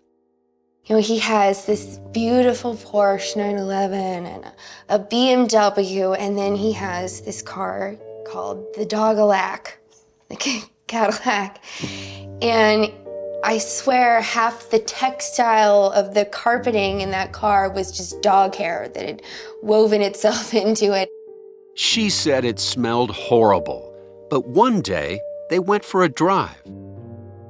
And instead of taking the Porsche or the BMW, he takes me in the Dogalac. And he said he didn't want his neighbors to know how rich he was. But Mark didn't start out rich at all. In fact, just the opposite. And his upbringing was far from easy. Our family went through a series of losses early in our childhood, just seemed to be one after another. This is Victoria again, Mark's sister. They grew up in the Seattle area in the 1950s and 1960s. My father died when I was 6 months old and Mark was 18 months old. Then shortly after that, a half-brother was killed in a car wreck. It was caused by my other half-brother, which was sad. And then mother remarried, and shortly after she remarried, my sister died of pneumonia. She was 9. Their mother's second marriage also then fell apart. And so she remarried again, and he was an alcoholic. Life at home was tough. Mark struggled in school. According to Victoria, the family didn't know how to help him. He got kicked out of high school for smoking dope. I think he was 16. Yeah, he was on a bad path. And then their mother's third husband died of cancer. We were broke. Our family was broke, and there was a funeral, and at the wake, and family friends brought a German Shepherd puppy for a gift at a wake, which is such an odd choice. The German Shepherd puppy was named Gunter. While maybe odd, the gift would be a godsend. I've never been able to talk to them and ask them what prompted them to do such an odd thing. But Mark and that dog bonded that very day. Mark got in touch with the family's old vet. He encouraged Mark to join the Washington State Search and Rescue Canine Unit. They trained him and taught him how to train Gunter, and he loved it. He was flown all over the country to look for lost people, as far as the Everglades. And it gave meaning to his life, gave purpose to his life. That dog saved him. Mark eventually started to train dogs in private sessions where he'd go to people's homes. In a news article from 1981, Mark is described as a disciple of the famous behavioral psychologist B.F. Skinner. Skinner studied how rewards and punishment can condition behavior in humans. Mark applied that to dogs by training them with punishment and reward. He's told me that he was the first person to ever apply human psychology to dogs and to understanding the pack and how the pack works. Was your brother an innovator in the dog world? I believe he was. As for cats, Mark was once quoted saying that he didn't like cats because he wants something he can control. He added, "Dogs are easy to change. It's people that are hard to change. See, I can't put a choke chain around them."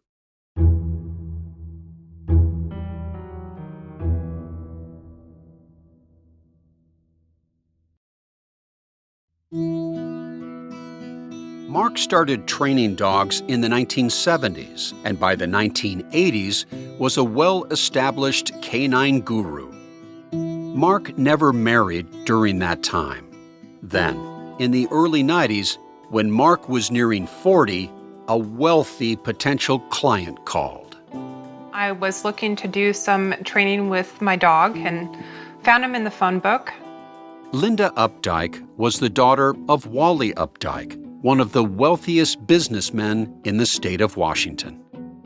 I remember speaking with him on the phone, and I felt he was very arrogant, actually rubbed me the wrong way initially. Name dropped a lot of people and had quite a bit of an attitude, but yet he seemed also to know a fair amount about dogs, so I thought, let's try this out. Mark and Linda met regularly to train her dog. A bond was starting to form. I saw he definitely did have a connection with dogs, and I felt that he would be able to help us. Mark definitely had a way with dogs, and at times he could be charismatic with people. He was very bright and witty and charming. After 8 or 9 months, their relationship evolved. And even though Linda was 12 years younger than Mark, his sister says Linda was his type. She was tall, slender, beautiful. He seemed to like the girls from these wealthy families, which I always was wondered about. Just right down his alley. For one of their first dates, Mark asked her to go fishing. So I drove over and met him and did a day of fishing, and that began when we started dating shortly thereafter. So what was the attraction? You know, he was incredibly bright, eccentric, had a lot of similar interests in that I did. Linda grew up camping, fishing, and hunting. They connected over a love for nature and the open air. What started purely as business turned personal, and they set out to build a relationship and a successful company at the same time. They were coming together despite being from two different worlds.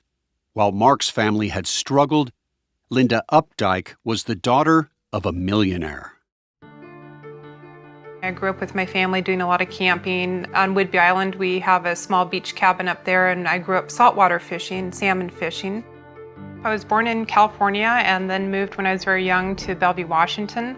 I went to junior high and high school there, was very involved in horseback riding and competed doing Grand Prix jumping, and that was really my passion and where I spent my time in my youth. How good were you at this horse jumping? Well, it probably depends on who you'd ask.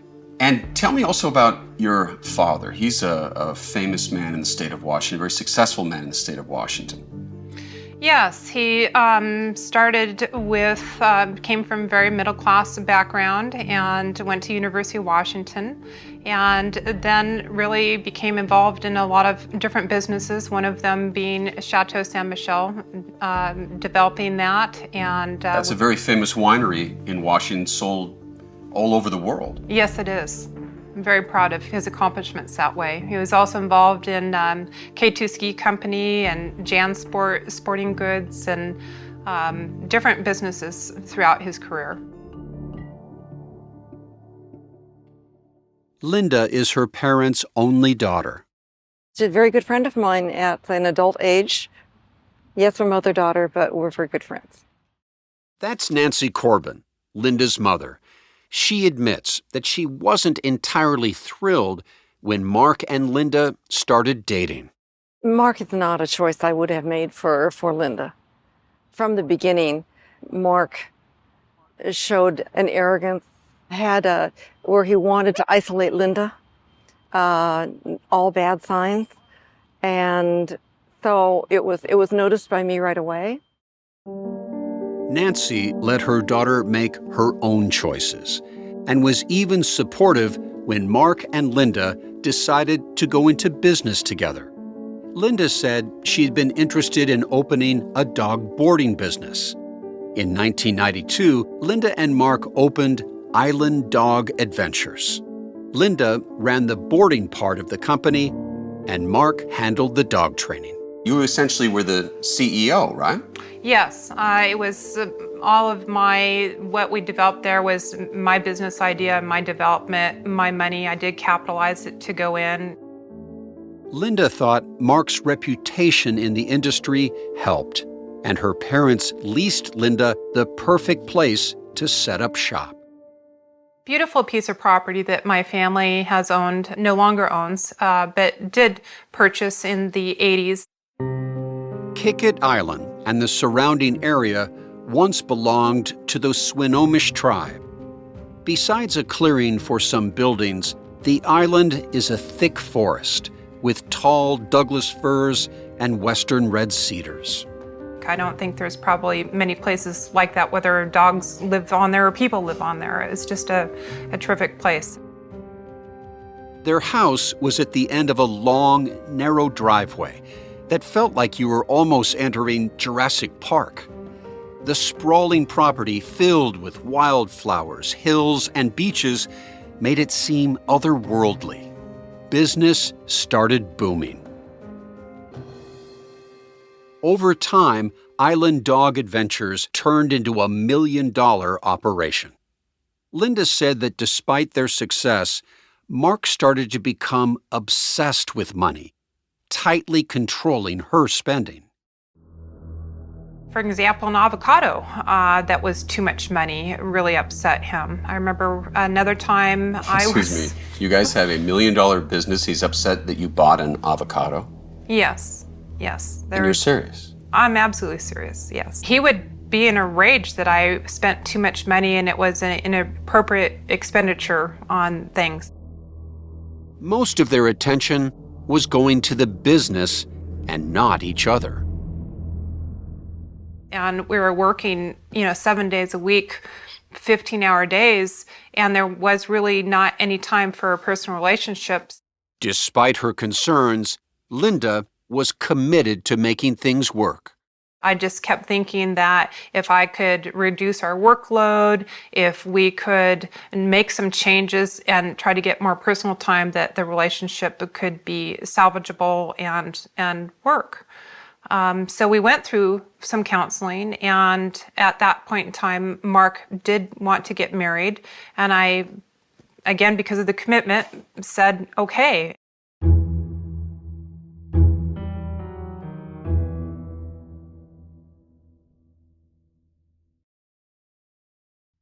On May 17, 2002, Mark and Linda were married in a small wedding at the Four Seasons Hotel in Las Vegas.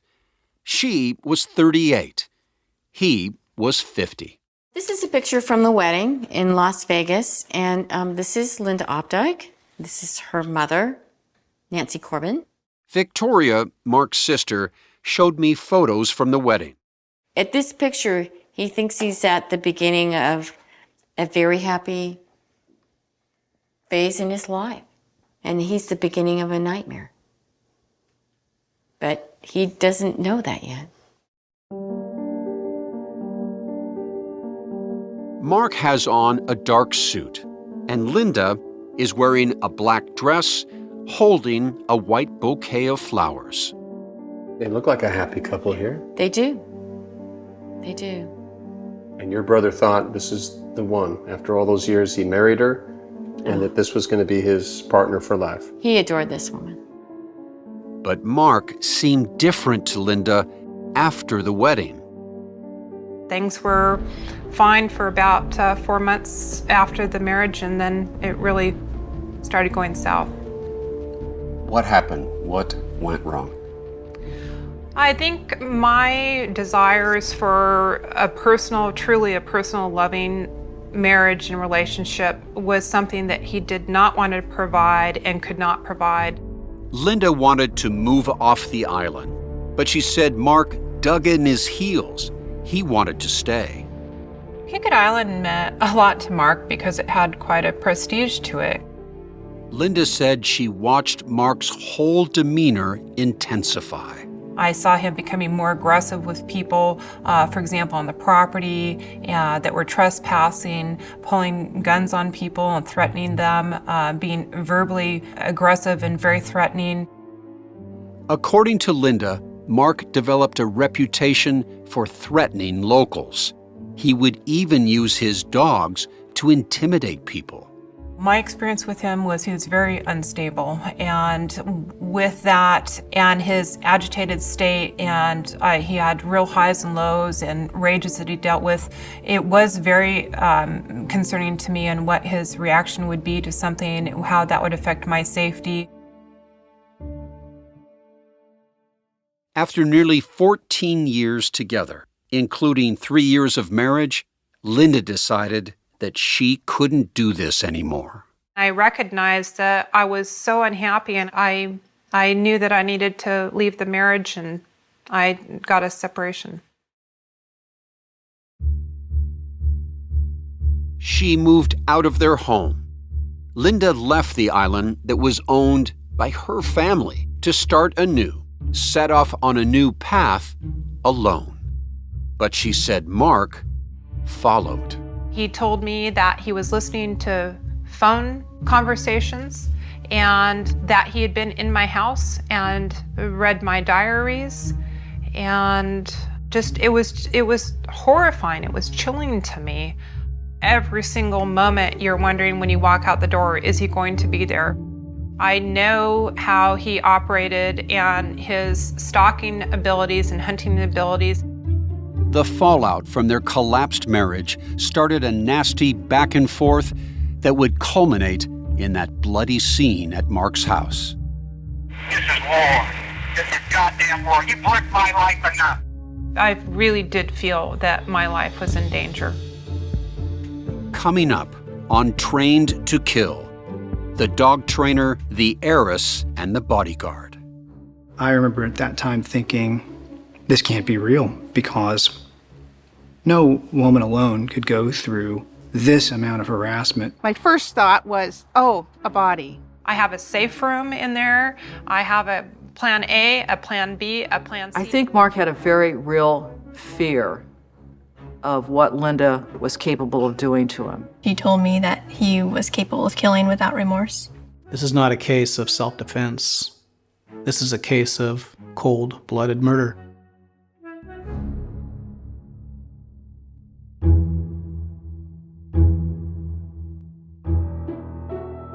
From 48 Hours, this is Trained to Kill, the dog trainer, the Heiress, and the Bodyguard. The following episode contains references to harassment, intimidation, and stalking. Listen with care. I left, actually it was a birthday gift to myself in September 2005. That gift to herself for her 41st birthday was something Linda Opdyke had long desired, a separation from her husband, Mark Stover. I moved out of the main house of my family's property up to a small guest house on the property. But while Linda put some space between herself and Mark, she didn't leave Kickett Island, home to their profitable dog training business, Island Dog Adventures. I stayed there for a number of months to see if Mark would finally understand the seriousness that I really would be leaving if we could not build a relationship and he would seek help. At that point, they'd been together for 14 years, the last 3 as a married couple. After nearly 7 months, Linda finally decided she was ready. I drove down from the house that I was staying at down to the main house, and I told him that I wanted a divorce. And he, right there and then, I could tell he just snapped. He went just sheer white. His eyes went just crazy. He clenched his hands and fists, and he was just in a shaking rage with me. Startled, Linda said she stayed as calm as she could and tried to lower the temperature by offering to talk, but could tell she needed to leave. She got into her Suburban and drove back to the guest house. I knew I just had a short period of time to grab a bag and leave. As she gathered her things, Linda could see Mark heading in her direction. And he comes out of the car and he's, shaking his fists. He says, "You've got war. I'm not going to grant this to you. You've got a big fight on your hands." In April 2006, Linda said she fled Kickett Island, a property her family owned. She was now on the run. Well, instantly at that point when I left, he was calling me constantly. It was obsessive phone calls on my cell phone, trying to reach me. He would call, 40, 50 times that evening. She kept her whereabouts a secret. I left the area and was just traveling around with my dog in a suitcase in hotels, just trying to move through the state. He'd leave messages on my cell phone that he was driving all over the state to try to find me. This is war. This is goddamn war. You've wrecked my life enough.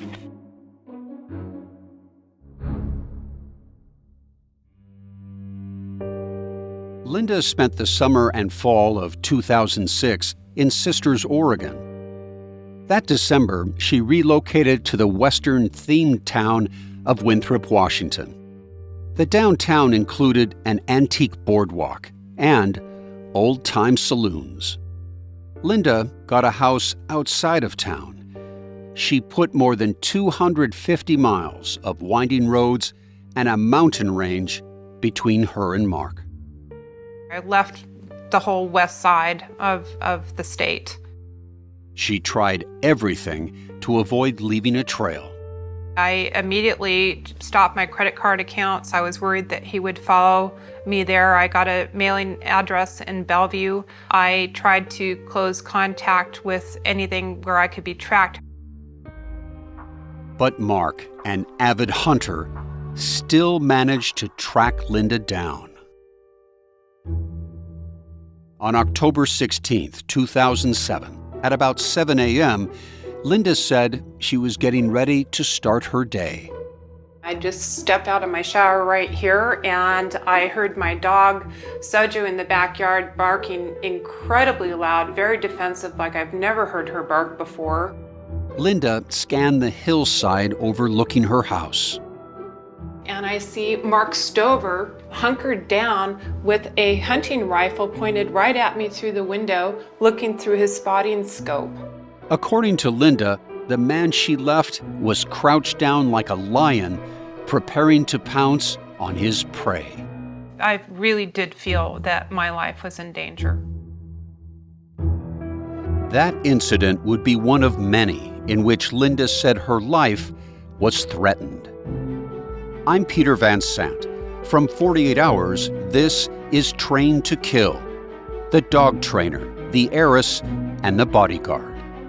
Episode 2, The Hunter.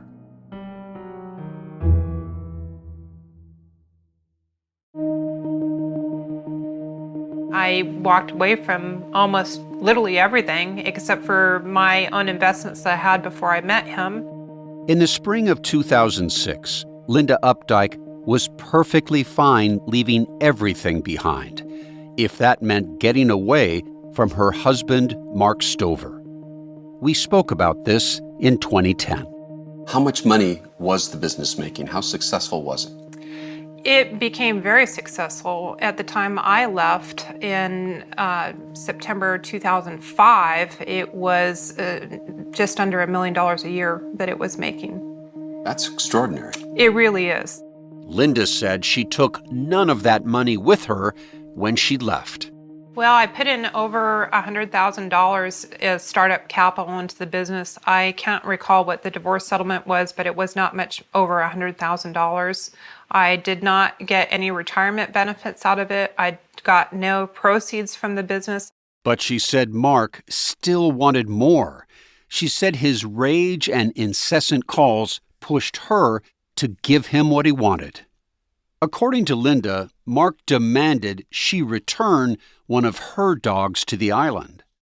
He told me that he would track me down to no end until he could have the dog back. So I thought that if I gave the dog back, that he would leave me alone. But Linda said that wasn't enough either. Karen Lundgren worked at a salon near Linda's house in Winthrop. She told me about a frightening moment when Mark dramatically entered the salon. Linda Opdyke was here, and I was sitting here. What were you doing? Giving I her... was doing a European facial on her. And of course, she's lying down like this.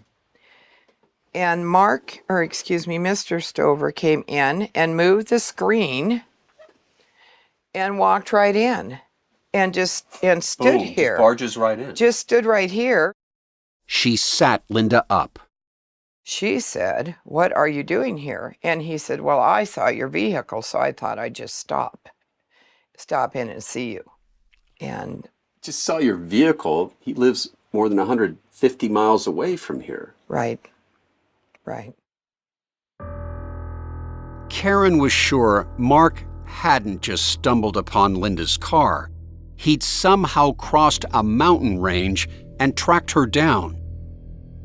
The two spoke, and Karen said Mark left after a few minutes. But Linda said Mark's stalking behavior didn't stop at the beauty salon.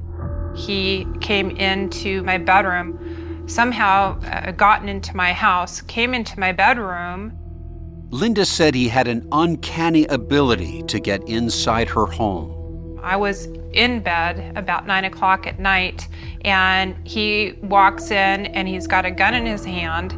He'd told me he had just driven 18 hours straight from Montana. Then he gets on his knees bedside, puts the gun right on my pillow right next to my head, and then starts sobbing and is very emotional about not wanting to let the divorce go. She tried to stay calm and sat with him until he decided to leave.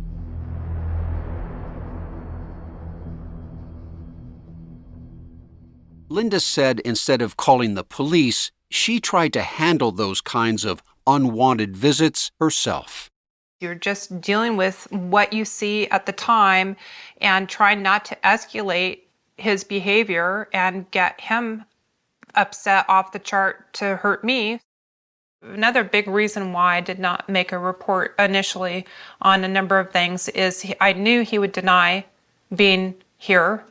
But she didn't think her tactics were working. She found herself feeling increasingly paranoid. So you'd hear any noise and you're wondering, is it Mark? The phone would ring, you're wondering, is it Mark? Yes.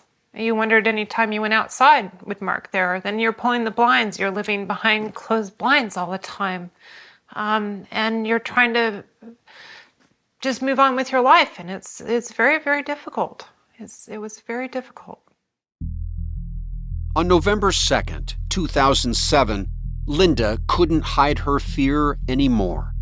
She called 911 after Mark came to her house and chased her in his Chevy Suburban as she tried to drive away. And he came flying down my driveway and down the road, following me at a rapid speed into Winthrop. Linda said the police contacted Mark but didn't make an arrest. How was Mark, after all these incidents, still walking free? Soon after, Mark discovered something about Linda that truly pushed him over the edge. It involved Mark's friend and hunting partner.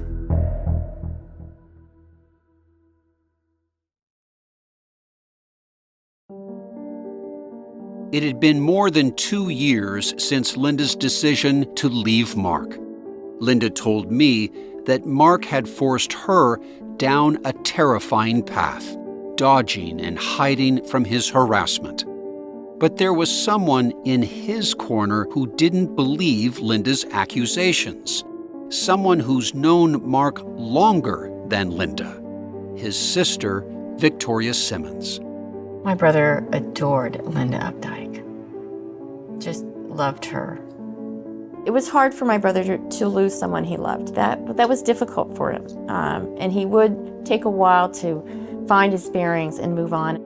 She said that Mark was devastated by the separation. He was blindsided. He told me he thought everything was fine. Victoria doesn't believe her brother was as much of a danger as Linda Opdyke claimed. He was terribly hurt. It was, not only was it a surprise, but the circumstances surrounding it were so painful. Double betrayal. Mark discovered that Linda once got some drinks and went to the house of John Bonica, Mark's best man at their wedding. It shook his foundation. He was just so angry that two really valuable relationships in his life were destroyed in one fell swoop. If she wanted to hurt him and really knock his feet out from under him, having an affair with John Bonica would be about the worst thing she could choose to do. Here's Linda again. John Bonica is a person that has known Mark for many years, and I met him shortly after meeting Mark, probably in 1992, and he was a friend to both of us. Once John learned of Mark's antics and behavior towards me, he ceased having friendship with Mark. You developed a relationship with John Bonica, is that right? Yes. A romantic relationship? Very briefly. We had an intimate occurrence. Linda said she got a call from Mark the day after she and John were together. He told her that he knew what they'd done. Described in detail of what had occurred between John and myself that evening. And was it accurate? Yes, it was accurate. It was horrifying. So, do you believe that someone was at John Bonica's house watching you be intimate with John? Yes, I do. And after hearing that from Mark, I actually drove down with a friend down there to see if I could find any signs of Mark being there. And I went down there and saw tire tracks of where the Suburban was parked. I saw footprints of his LL Bean boots. They have a very distinct tread. I could see them along the fence line and up to the house, and John told me that he saw the same thing and received phone calls from Mark saying that he was in his house as well at other times. She said that John was horrified and fearful of Mark. He wrote me a letter saying that he needed to cease any friendship or relationship with me due for the safety of him, his children, and he advised me to do the same thing, to take all precautions that I could for my safety and well-being as he was.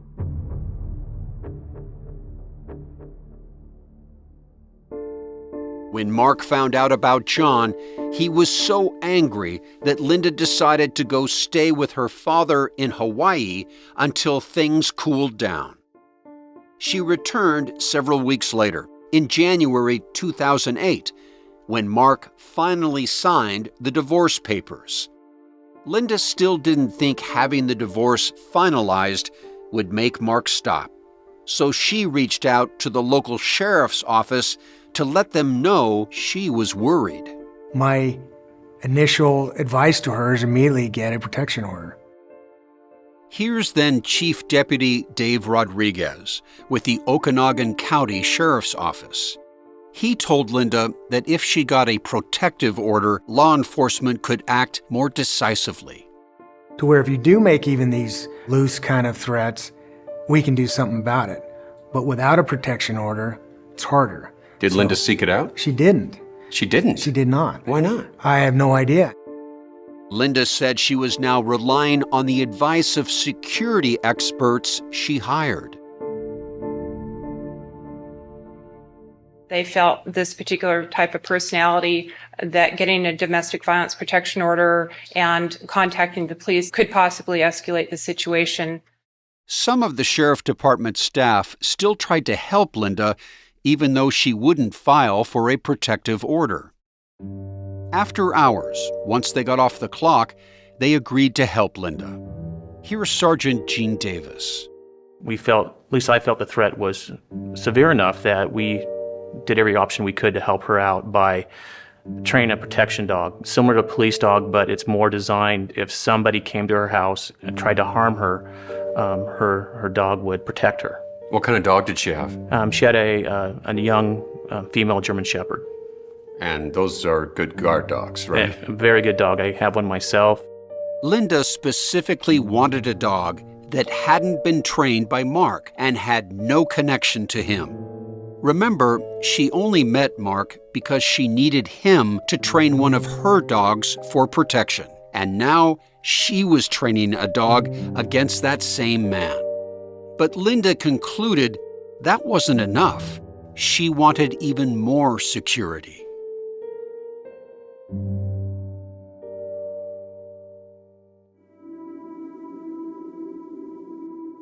I installed cameras onto my house to add to the security system. Linda got into a routine of checking her cameras every day and reviewing footage. Her instincts proved to be right. While the divorce had been finalized, Linda said it seemed nothing would stop Mark from harassing her. Linda said one of her cameras spotted a ghostly black and white image of Mark in the middle of the night. It was very creepy, very eerie, very scary, knowing he was here. And then seeing his body language, and he went underneath the house, and all of a sudden you can tell he had recognized that there was cameras here, and then he's seen 2 minutes later walking away with the shirt pulled over his head and sneaking off the property. We reviewed the footage, and you can see a man crossing Linda's lawn, pulling up a shirt to cover his face.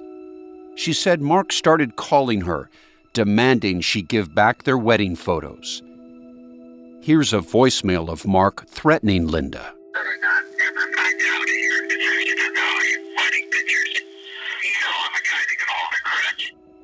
It's a little hard to hear, but Mark is saying, I swear to God, if I ever find out that you're in possession of those wedding pictures, you know I'm a guy who can hold a grudge. At one point, Linda was convinced that Mark tapped her phones and was listening to her calls. I knew for a fact that he was on my phones because I was talking to my stepmother, and she was telling me about how the Montana police were utilizing tasers, and she was asking me if I knew anything about tasers for one of my self-defense tools. And Mark called and left a message and said, "You gals sitting around talking about tasering me and shooting me," and he says, "I would have let you shoot me at one point in time, but now I'm going to survive this just to ruin your life." Fearing that Mark's campaign of harassment was now escalating toward violence, Linda started brainstorming both battle and escape plans. Getting all those firearms, was that wise or was that paranoia? I think it was very wise. I'm dealing with somebody that was incredibly skilled with firearms. He was somebody that would go on hunting trips, and he would stay on his hunting trips until he acquired his hunt, his kill. And I knew this was somebody that could take my life. It was a real threat. To her, Mark had proven he was willing to cross any boundary she set. Linda decided to turn her house into a fortress.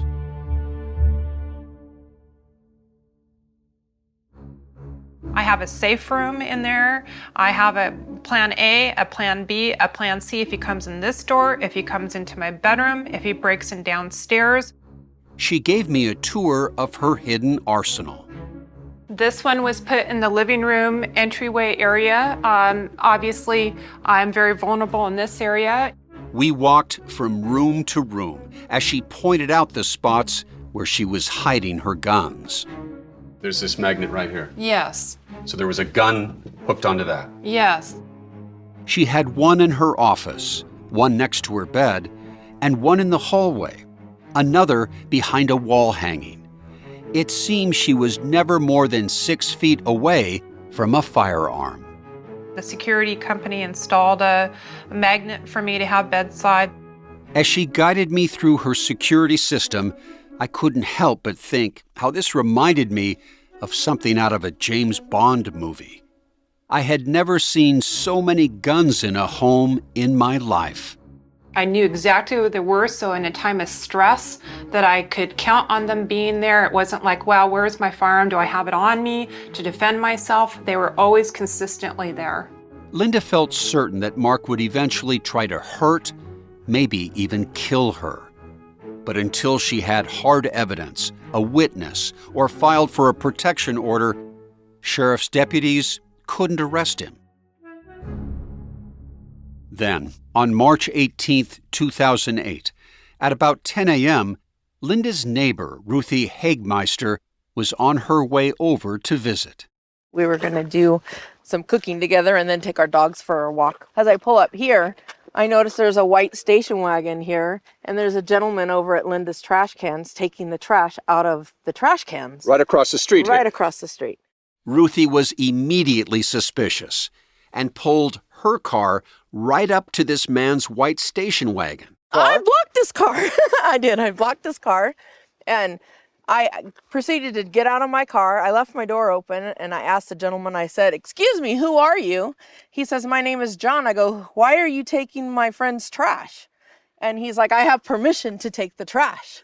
You have permission to take someone's trash. How can you have permission to take someone's trash? You're not buying it. No, I'm not buying it at all.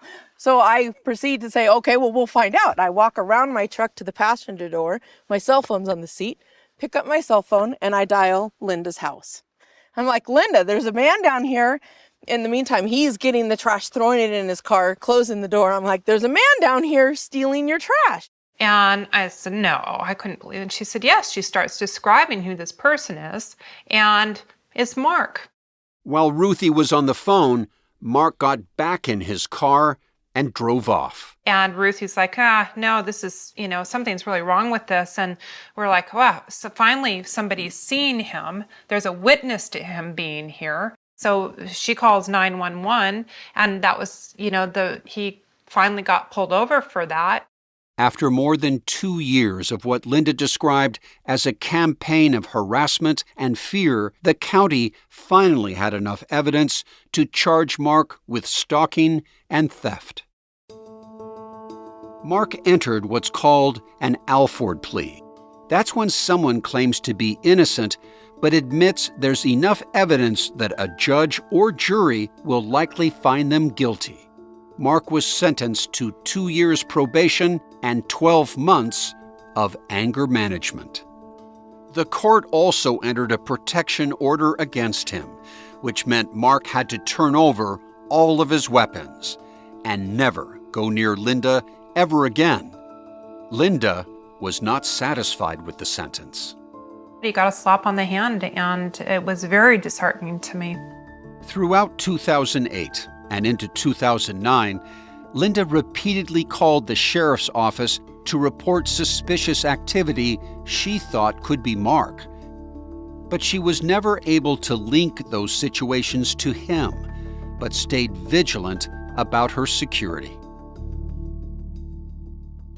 And in the summer of 2008, Linda made a decision that would forever change her life. She hired a former security consultant to do an assessment of her house. I did an analysis of sort of her home security situation and what the steps she was taking, looked into the people that she was working with, and made some suggestions on that front. His name was Michiel Oakes. He was a gun and safety enthusiast. Similar to her relationship with Mark, things started professionally, but soon became something more. Did you fall in love with her? I did. That same summer, Mark left Kickett Island for Anacortes, Washington, about 10 miles away. He bought several acres and a new house on Thompson Road, where he opened his new business. His sister Victoria said Mark even started dating someone new, Teresa Vox Michael. He was amazing. He would drive down almost every weekend, take me to dinner. To those around him, Mark really seemed to have moved on. He was joking with me all the time, and he was always fun, when we were on the phone, and yeah, he was very happy. Then, in October 2009, Linda heard from one of Mark's employees. And she informed me via email late in the afternoon that Mark was missing. I was very concerned that he would be coming over my way. But detectives had a different theory. They believed Mark was dead.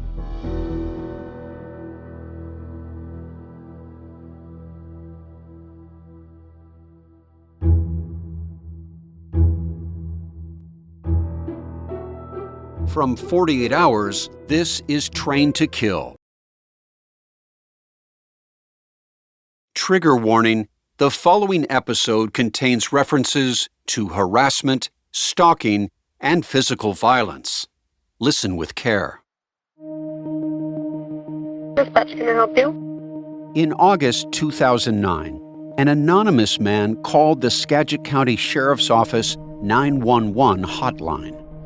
There's a crime that's going to take place in the morning. It involved a dangerous drug dealer. There's going to be a van transporting some drugs from the Anacortes area to I-5 and then to Seattle. The dispatcher then asked the caller for the person's name. And do you know the name? His last name is Stover, S-T-O-V-E-R. Stover, as in Mark Stover, the dog trainer to the Stars who had moved to Anacortes, Washington. Okay, and is somebody there with you, or why are you whispering? Yeah, it's something that's very delicate. I have to not be found out about this. He's very dangerous. He perpetually carries a gun. It's a little tough to hear, but he's warning them that Mark carries a gun. He said, "This is very dangerous." I wish you guys would do something before it kills somebody. He says, "I wish you guys would do something before he kills somebody."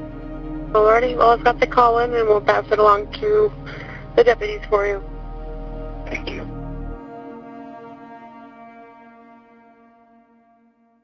The following day, Mark Stover was pulled over by sheriff's deputies. He was asked if they could search his car. He refused.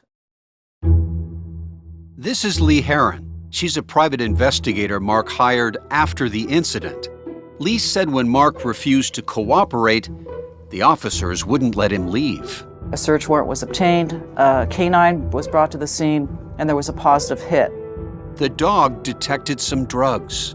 The police found a small metallic box on the undercarriage of Mark's vehicle, which contained a couple of marijuana cigarettes and some very low-grade cocaine.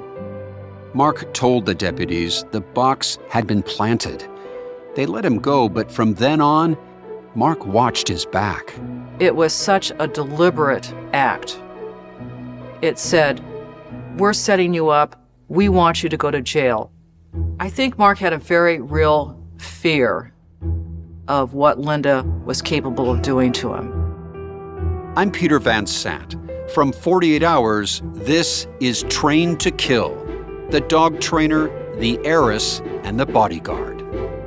Episode 3, Secret Meetings. At the time Mark Stover was pulled over by police, Linda Opdyke said she had moved on from her ex-husband.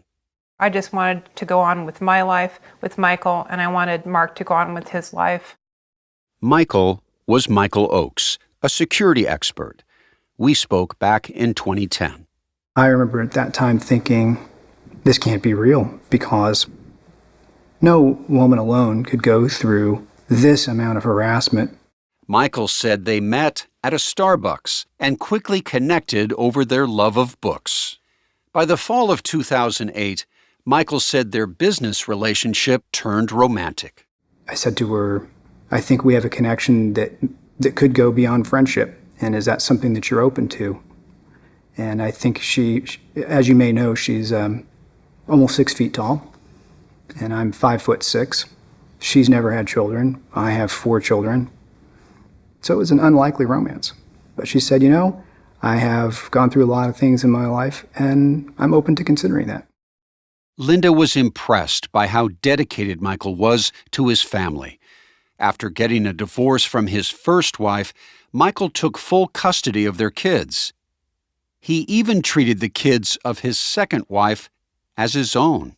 Everything he did took into account of his children. He worked at home so he could be there for them. He was a full-time single parent. He drove them to school every morning. He made sure he had Friday night movies time with them or game evenings. The family was a priority to him. Michael described himself as a self-taught security specialist skilled in firearms. I ended up training with a lot of the alphabet soup of government agencies and SWAT teams and so on. And it's what we call force-on-force training. I owned a small company in Seattle here, and I managed to get some training equipment and figure out how to use it. People have said that you are a gun enthusiast. Is that true? Yes, I am a gun enthusiast. I've taught all my kids from the earliest age that I felt they were safe, gun safety.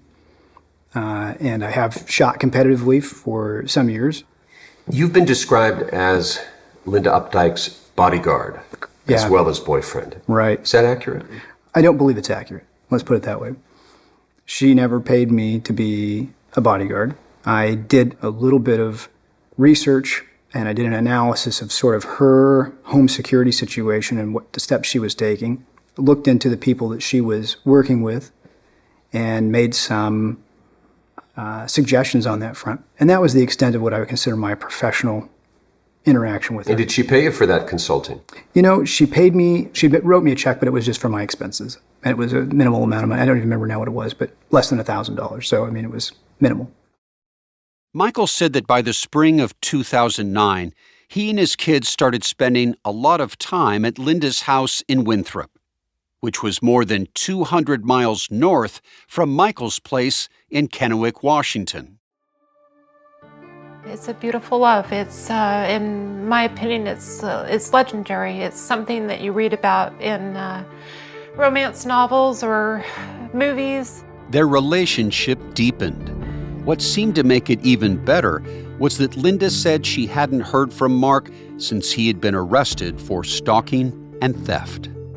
I was believing and hoping that that had enough impact, and he recognized that this behavior was unacceptable and that he would be moving on with his life. And we went for many months where nothing happened. To her, the nightmare finally felt over. I really started feeling more at peace in my life and more at ease, and really felt that he was moving on and I was able to move on into a new relationship with nothing from the past hampering that. But according to Michael, the past roared back into the present when Mark Stover unexpectedly re-entered their lives. Mark Stover sought me out one day, out of the blue, and told me that I would do what he wanted. And from that point, for almost 6 months, I lived in constant fear. Michael said that Mark hadn't stopped stalking, he just found a new target. The Mark Stover you got to know, was he a frightening man? Very. Intimidating? Very much so. Threatening? Constantly with me.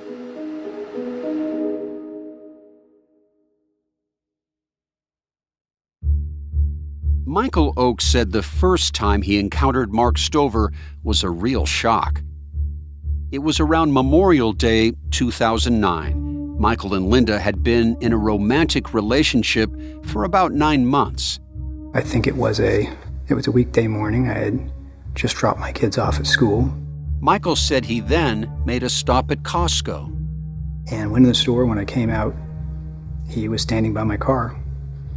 And because I had done research for Linda Opdyke some months previously, I'd seen a picture of him. I immediately recognized him. Mark Stover is standing next to your car. Next to my car in the parking lot. In Kennewick, Washington, which is on the other side of the mountains from where we are now. Yes. The drive from Mark's home in Anacortes to this Costco in Kennewick, Washington would have taken about 5 hours. Yet there he was, according to Michael, menacingly standing by Michael's car. He's very icy, actually. He said that he had been listening to our calls and he knew all about me. and he knew that I was in a relationship with Linda. He said his wife. He didn't say his ex-wife. He said his wife. And he said that there was something of his that she wouldn't give back, and that I was going to get it for him. Michael couldn't remember if he said anything to Mark or if he just gave him a confused look as he waited to hear Mark's demand. He said that Miss Opdyke would not give back their wedding photo albums. And he said I was going to get them back for him. And then he went on to describe what my daughters were wearing that morning. What they'd worn to school. And there's no way he could have seen. And what did you realize at that moment? He had been following us a whole time. And he said that he told me all the details of what they're wearing, their backpack colors, everything. Michael said that Mark told him to bring the wedding photos to the Northgate Mall in Seattle on July 14th, 2009. He said he agreed. Why didn't you at that moment simply look him in the eye and say, Mark Stover or whoever you are, get away from me. I don't ever want to speak to you again. If you get anywhere near my children, I'll call the police. I'm not a confrontational person at all. That's not my mode. I felt very much off balance in that meeting. And I think it's one of those things where once I'm driving away, thinking I should have said this or I should have done that, there was something about him that was chilling to me. And I kept trying to talk myself out of it. It can't be real. It can't be real. He has to be fooling. Michael said at first he was going to call the police, but then decided against it, worried about getting Linda involved. Did Michael tell you that Mark Stover approached him and demanded wedding photos? No. Why wouldn't he share this vitally important information with you? My guess in knowing Michael is he really did not want to stress me out more. Michael said that when July 14th rolled around, he went to meet Mark at the Nordstrom store at the Northgate Mall, just as he said Mark demanded. Michael said that since he didn't tell Linda about this meeting, he arrived empty-handed, no wedding photos. Michael said Mark got angry and scolded him. What was his obsession with these wedding photos? Well, I'm not a psychologist. I'm not a psychiatrist. It enraged him, I believe, in retrospect, that she chose not to continue the marriage with Mark Stover, to continue to do what he wanted, and yet she retained something that he felt was part of him. A couple of weeks later, Michael suggested to Linda that they leave and go on a trip out to Whitefish, Montana.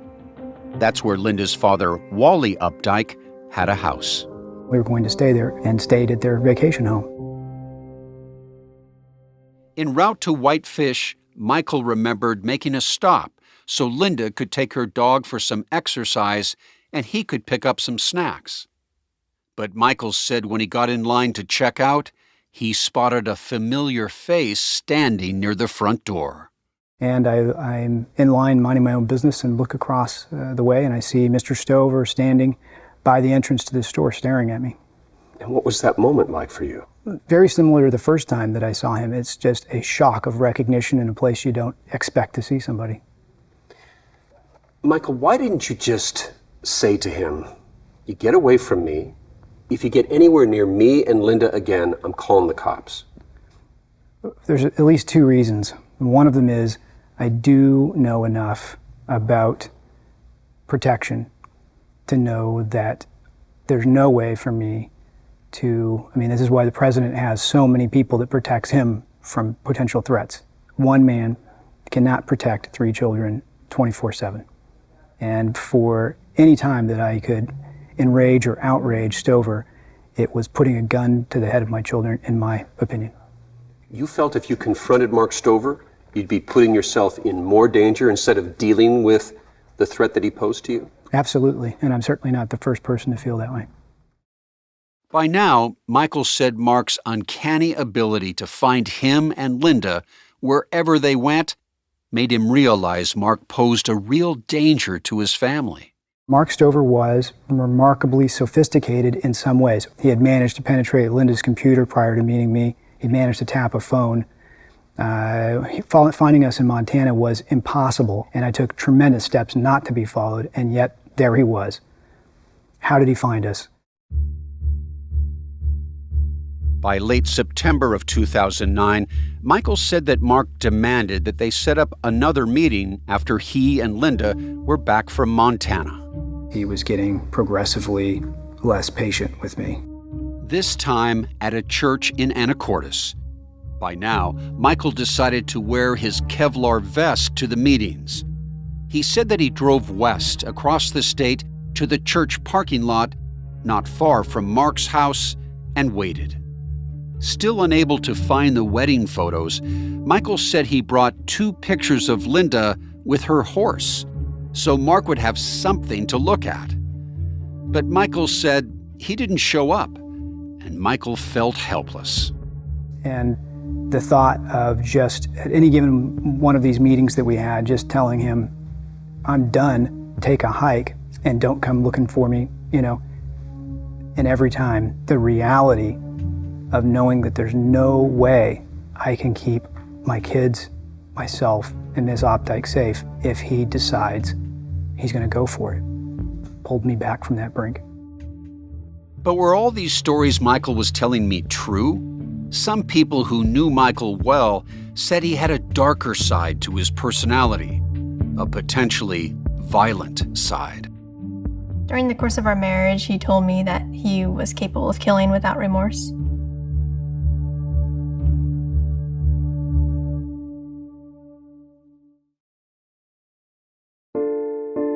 Michael Oakes had a dual personality. He was a family man by day and tried to live up this action hero persona in the background. That's Jennifer Thompson. She knows Michael Oakes as well as anyone. Jennifer was his second wife. I talked to her in 2010. We eloped. It wasn't a wedding. She said they were married when Michael first met Linda. Jennifer said that she loved him, but that Michael had an insecure side. Is he a tough guy? Well, no. An action hero kind of guy? No, he thinks he is. How do you mean? He wanted to be. He idealized that. He read about it. He aspired to be that. According to Jennifer, Michael thought part of being tough meant being armed. Michael Oakes was very infatuated with guns, weapons, and I think they made him feel powerful, strong, capable. There was one book Jennifer said Michael referenced a lot. It's called On Killing, and it's a book about the psychology of killing. The book examines how people learn to kill in war. Jennifer said that Michael zeroed in on a part that described how one small sliver of the population could be vicious. Michael Oakes told me that he was in the small percentage of people who could kill without remorse. She said that over time, Michael's fascination with killing and his tough guy persona rotted out their marriage. Michael had a really strong sense of righteousness, and he believed that bad people should be taken out so that the good people can not be harmed. The problem is he decided who was bad and who wasn't, and he felt that he had the right to just take a bad man out. And we would argue about that. We argued about that for years. Right and wrong, can you kill, can you not kill? And it was a point of contention in our marriage. Jennifer told me that the final straw came when verbal tensions between them turned physically abusive. I remember his hand coming up and slapping me across the face, and I remember it very clearly. And I was expecting, after feeling it, I was expecting the, oh my God, I'm sorry, oh my God. And he didn't. He said, get the out of my house. And he chased me down the stairs. And I could feel his breath on my neck and his body behind me. It was horrible. It was horrible because I trusted him. I trusted him, and he had been angry before. He had shown aggression before, never at me. Michael told us no one should believe Jennifer's allegations against him. In July of 2008, a year after they tied the knot, Jennifer left with her 2 biological kids. And I went to my mom's, and I spent 2 weeks, just took my kids to Disneyland, went to the beach, just got away from it. And then decided that I needed to get an apartment somewhere because I couldn't go back to the house. On August 15th, he said, if you can't give me a date that you're coming back, we're done. And so he told me he wanted a divorce. Soon after, Michiel Oakes and Linda Opdyke set up their first in-person meeting. I think he's a very insecure man. And I think that he musters up confidence really well. He's an excellent salesman. He's an excellent presenter of images. As the fall of 2008 began, Jennifer faded from his life, as Michael, the action hero wannabe, now had a new woman in his sights. And as Michael's relationship with Linda grew deeper, he said Linda's ex-husband, Mark, became obsessed, constantly calling him on the phone, asking for meetings. By October 2009, it's become very, very clear to me that in my mistaken belief that I could appease or satisfy Mark Stover, I did become yet another person who was doing exactly what Mark Stover wanted. he had reached a fateful breaking point. I kept thinking, if I can just, this is the one thing he wants that Linda Opdyke won't give him, and if she just gives him what he wants, he'll leave us alone. Michael said the two men finally agreed to meet again on October 24, 2009, at that same church in Anacortes. There is surveillance video from Linda's house showing Michael packing up his car to head out that day. It appeared that he was taking off for a fairly serious journey. That's Lee Heron again, Mark's former private investigator. She examined the video herself. He was loading a number of items into his car, including a rifle bag. As Michael is packing, you can see Linda come out onto their deck. They touch hands, and then Linda wraps her arms around Michael.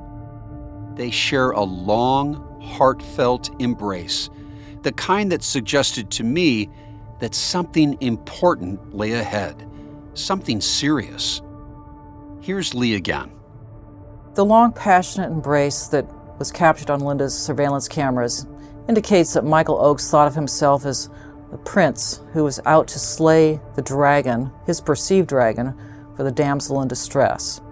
And his perceived dragon was Mark Stover. Michael and Linda kissed, and he drove away.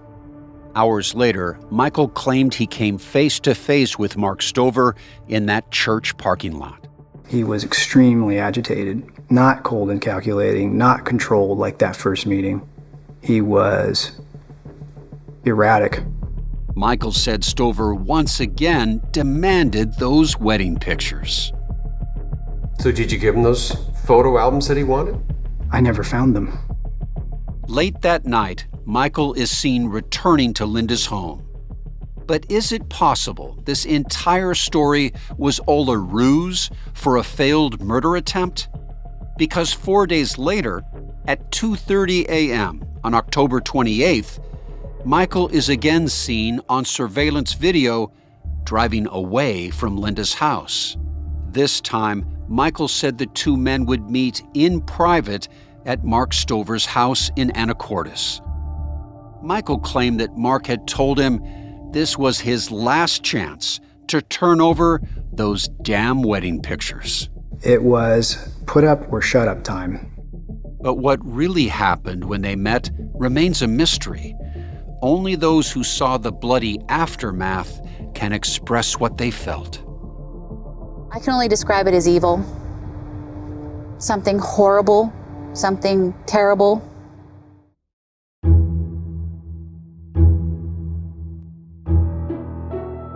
From 48 Hours, this is Trained to Kill. the dog trainer, the heiress, and the bodyguard.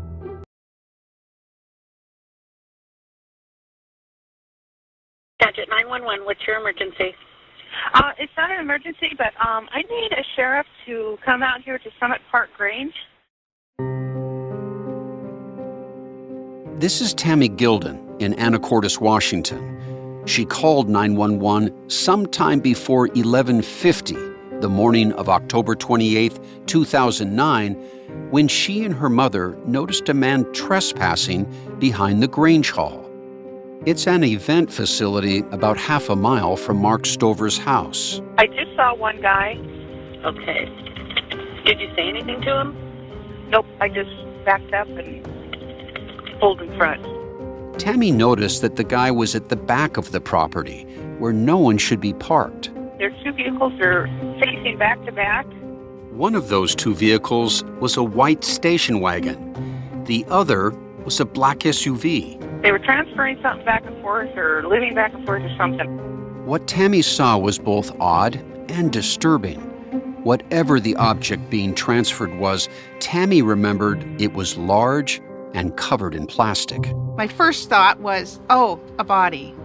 I thought, oh, you're reading a murder mystery. Silly girl. That's not a body. As they sat in their car at the front of the property, Tammy and her mom waited for a deputy to arrive. Tammy said the stranger got into the black SUV, leaving the station wagon behind. I didn't see his face head on when we first pulled in. I saw him when he pulled next to us to leave. He drove right up next to their car before stepping on the gas and speeding away. We were scrambling to find pen and paper and write the license plate number down. Tammy called the sheriff again. Dispatch, can I help you? Yeah, hi. I called about needing a sheriff at Summit. They gave the dispatcher the license plate number and a description of the trespasser's car. It's a black SUV. Which direction did it leave? He turned on Stevenson. He turned west on Stevenson. He was driving toward downtown Anacortes.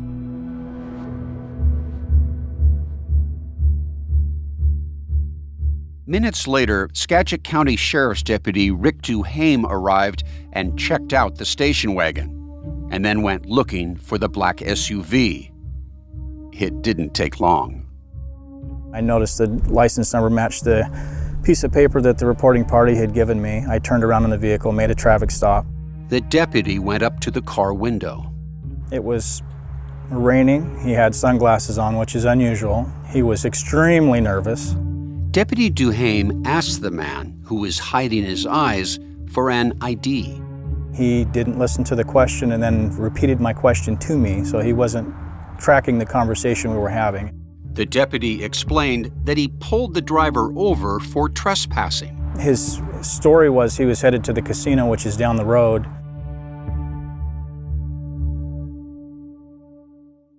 During the conversation, the deputy noticed that the driver had some dog hair on his clothing, and he noticed a big bundle of blankets in the back of the SUV. He didn't think much of it. This just so happened to be the same morning that Mark Stover's employees reported seeing their boss tear out of his driveway in his white Chevy station wagon. And this traffic stop was just a few hours later. No one yet knew Mark was missing. The deputy took the driver's ID. And went back to my patrol car, ran a driver's check on him, made sure that the car was registered to him. I pulled over Michiel Oakes. And the bundle of blankets in the back? Only later would he learn that was Mark's dead body. The whole case took off. I'm Peter Van Sant. From 48 Hours, this is Trained to Kill, The Dog Trainer, the Heiress, and the Bodyguard. Episode 4, The Bundle in the Back. After the sheriff's deputy let Michiel Oakes drive away, with just a warning, Michiel made a phone call, but not to his girlfriend, Linda Opdyke. It was unexpected. It was out of the blue. It wasn't pre-coordinated. It was to his ex-wife, Jennifer Thompson. She lived in Everett, Washington, about an hour south of Anacortes. We spoke in 2010. And he said, hey, I am available this afternoon. I'm in your area. Are you available? I said, actually, yeah, I am. And he said, well, do you want to meet up? I said, sure. Although they had been separated for about a year, Michael and Jennifer started talking again. She had emailed him just a few weeks earlier. I had entered a relationship with someone, and it made me really reflect on my situation with Michael, because I can't say I didn't love him anymore. I was healing and moving forward, but it's not just done. And so I emailed him and said, I've met someone.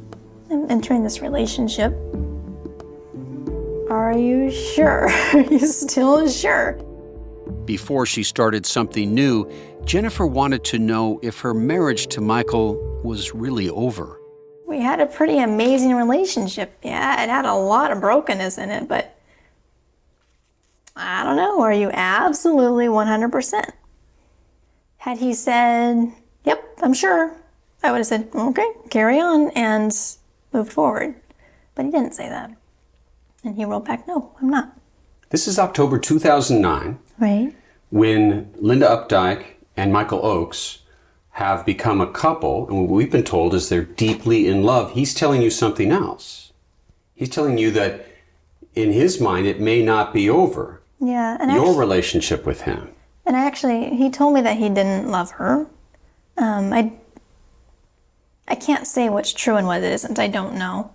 But what he told me was that it wasn't like us. It was a convenience. They were partners. Like, they each had things that the other needed.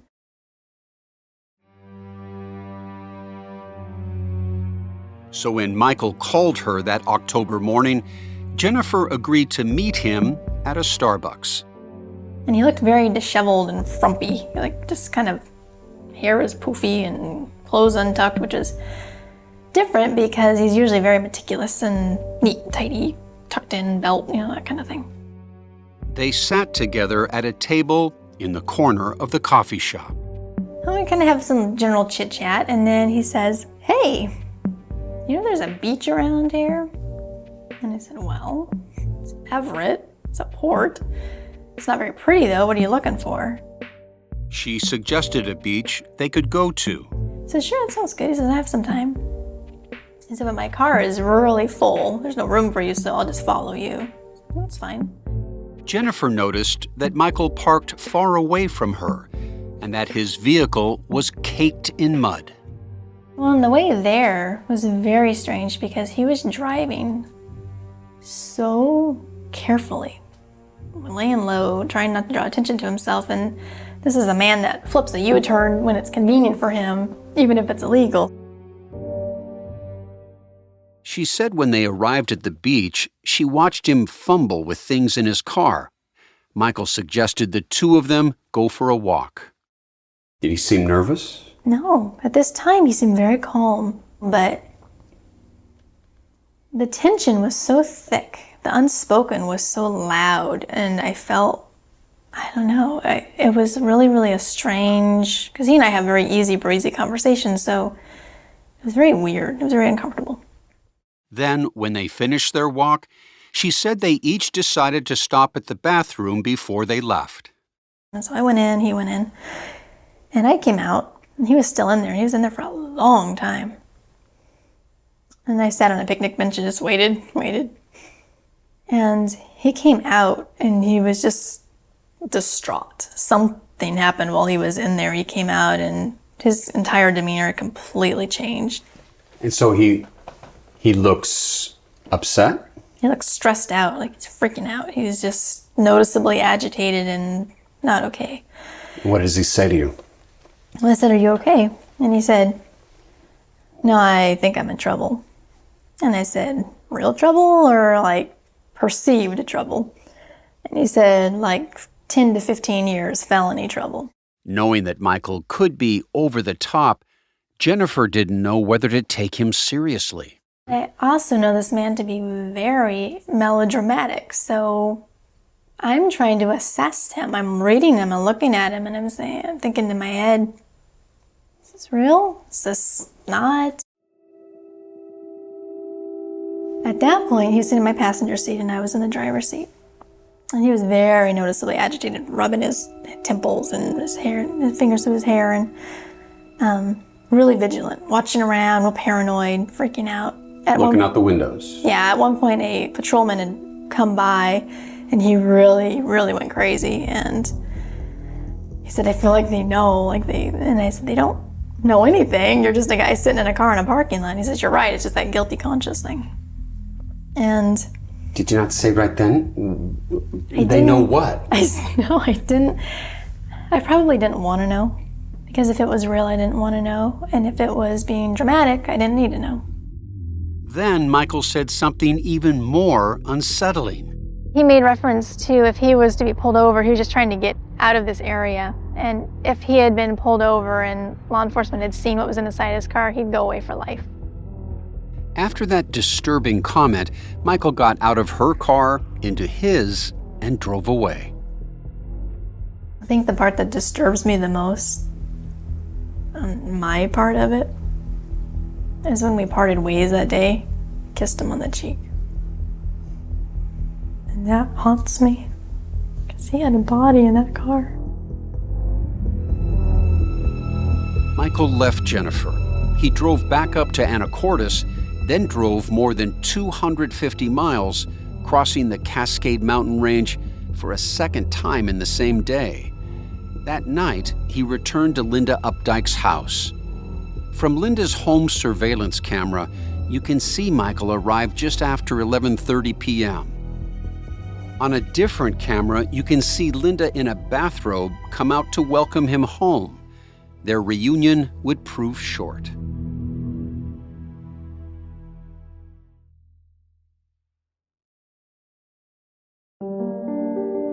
On the evening of October 29th, 2009, the day after Mark Stover went missing, Sergeant Gene Davis with the Okanagan Sheriff's Office got a call.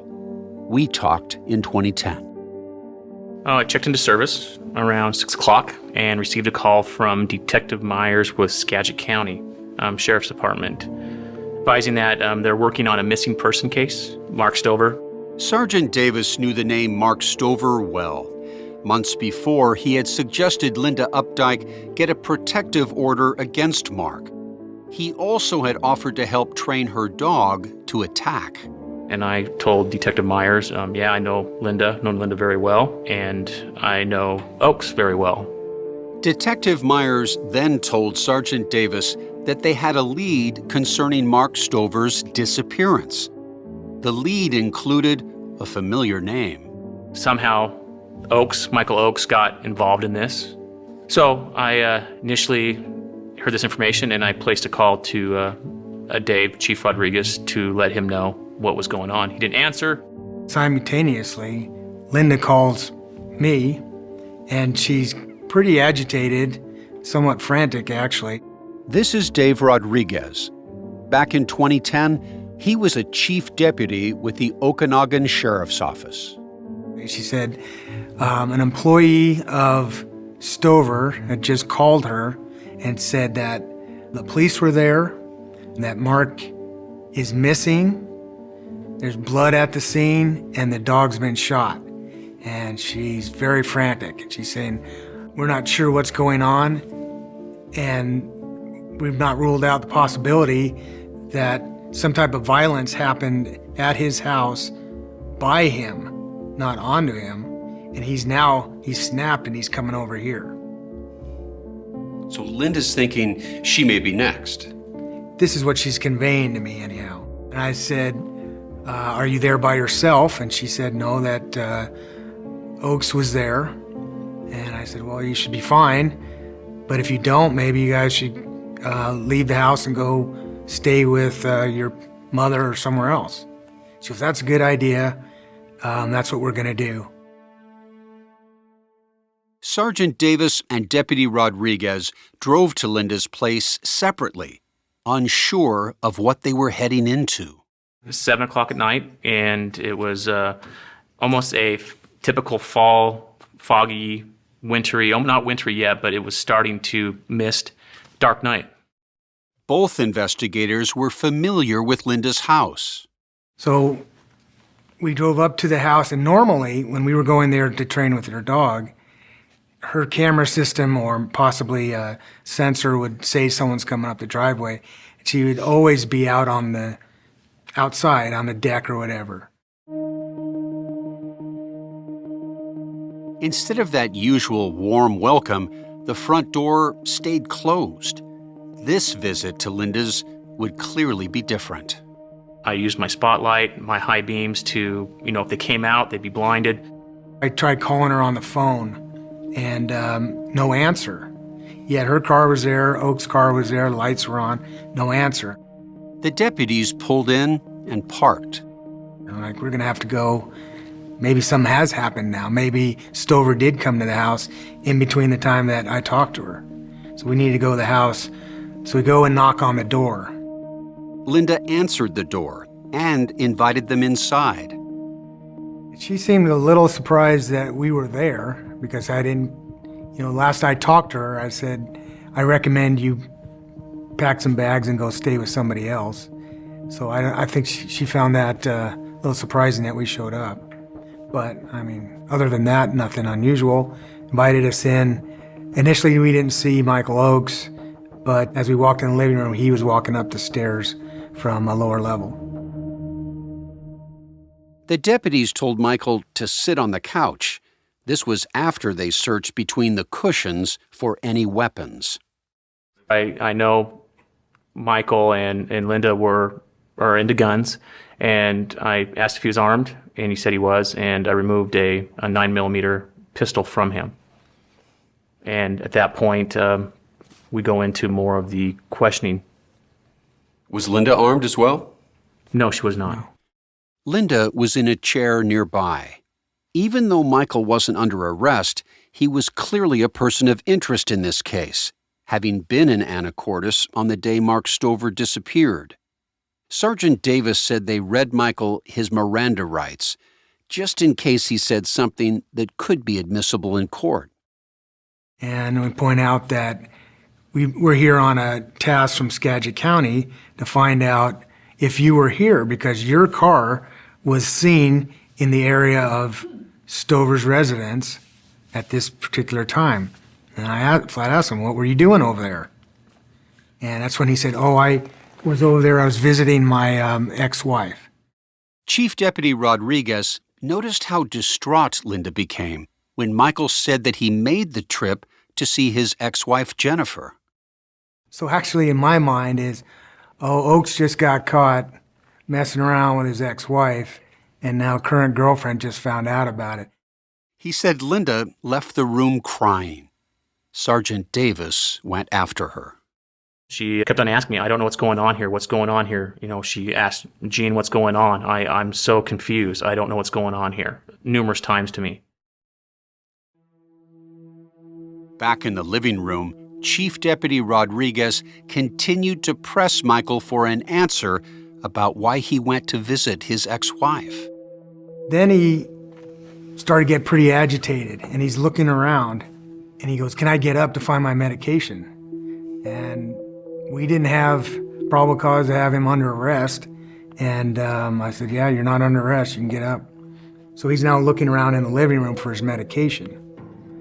That's strange. It is. And now Gene actually, Sergeant Davis, then I believe got the call from Skagit County. But in her house, like a lot of places up here, you don't get cell signal. He had to go out on the deck to actually get cell signal. So he's running around. I'm trying to keep an eye on him while he's looking for his medication. And then Linda comes out of the back room and asks me something, which diverted my attention briefly. And then when I looked back for Oakes, he had went down the stairs that he had come up when we initially got there. Where'd he go? He went downstairs. So I said, Linda, he's got to be at least, he's not under arrest, but he has to be within my sight. Outside on the deck, Sergeant Davis was getting new information from Skagit County. They advised that they had a search warrant signed and for us to take Oakes' vehicle. When I was outside, I something caught my attention by Oakes' vehicle. I see Oakes open the back hatch, reach inside, and take out a plastic bag. Appears to be like a garbage bag. When Sergeant Davis saw this happen, alarm bells started to go off in his mind. Why was Michael even outside? And what did he just remove from his car?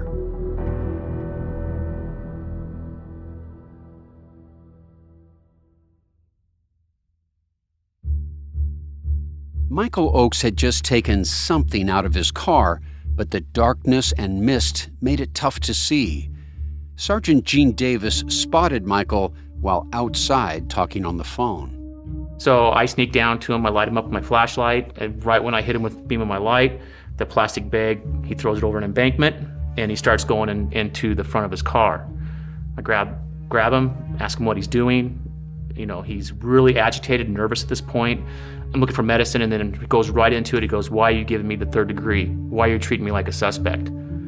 I said, "Well, you're acting suspicious." And at that point, I take control of Michael Oakes and escort him back into the house. Chief Deputy Dave Rodriguez was inside with Linda when Sergeant Davis brought Michael back. So he walks in with Oakes. What do you say to the sergeant? Well, the sergeant said to me what he just saw Oakes doing. And to me, that just threw the switch. Since he knew them well, he felt that he needed to reinforce to Michael that he was no longer a friend. You're now the suspect, and I'm the deputy. Sit down on that couch. We got the second call from Skagit County that says we have probable cause. Put him under arrest. Sergeant Davis put on the handcuffs. And at that point, he looked at Linda again and said, "It's gonna be okay, babe." Linda broke down. She was crying even more now. She was basically hysterical at this point, sobbing, couldn't even make out the words that she was saying. She was completely emotional wreck at this time. After he put Michael in the back of his car, Sergeant Davis walked out to grab whatever Michael had thrown down that embankment. Once he's secured in the back of my car, I go and secure the garbage. It's basically a Walmart garbage sack, white garbage sack tied up. How far away from the car was it? It was probably 20 feet down an embankment from the car. And then I secure it in the floorboard of my front passenger of my vehicle. He didn't open the bag. Sergeant Davis didn't want to risk spoiling the evidence, but he said that whatever was inside was heavy. And after several minutes in my car, I started up smelling a bleach smell, a strong odor of bleach. You smelled a strong odor of bleach coming from what was ever inside that bag? Yes. Skagit County deputies arrived later that night to search Michael's SUV, and Sergeant Davis gave them that unopened garbage bag. They checked it after the warrant and discovered a firearm and what the regs and whatnot, what was in the bag. What kind of gun? It was a .22 pistol. .22 caliber? Yes. But when they searched Michael's vehicle, there was no bundle of blankets. Investigators kept searching for Mark Stover's body. Skagit County Sheriff's Office asked us to check any probable locations where a body may be dumped in water. And as they gathered the evidence, Michael Oakes' story seemed more and more unbelievable. So what are you telling me? You shot Mark Stover in self-defense? Absolutely.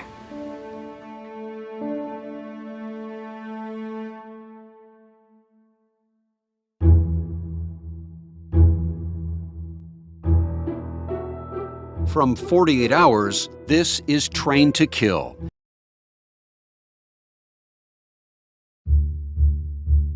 Did you set out on the morning of October 28th, 2009 to murder Mark Stover? I most certainly did not. In the wee hours of October 28, 2009, Michael Oakes was seen on Linda Opdyke's surveillance footage getting in his SUV and leaving. Why were you going to Stover's house at 2:30 in the morning? I was driving there to be there at a prearranged time, a time set and demanded by Mark Stover himself. And what did he say the purpose of this visit was going to be? It was put up or shut up time. I was supposed to have obtained the wedding pictures that up till then I could not find, and I was supposed to deliver them to him or else. And the else is what? My children were frequently mentioned as the else. So I sent my children to stay with my parents in case it didn't go well.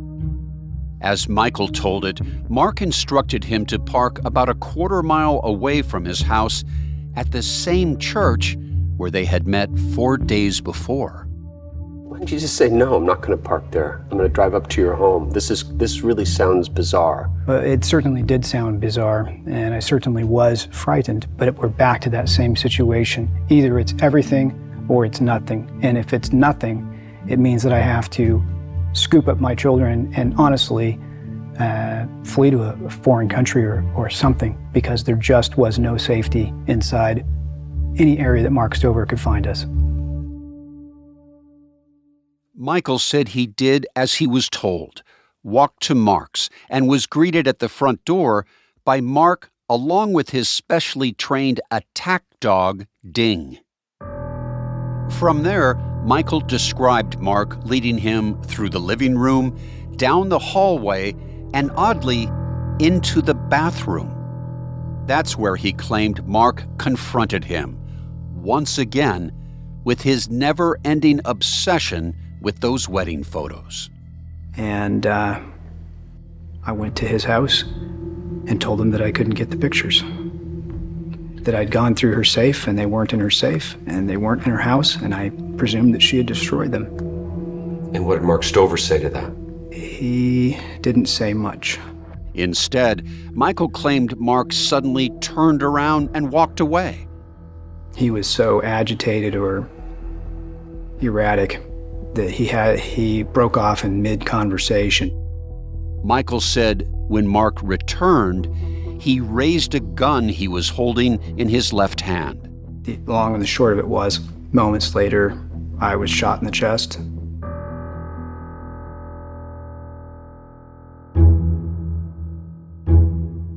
But Michael had prepared for this moment. As a self-described security expert, Michael said he was wearing a bulletproof vest that allowed him to safely take the hit to the chest. He said he then quickly lunged at Mark, grabbed the gun, and returned fire. He started a gunfight, and I won.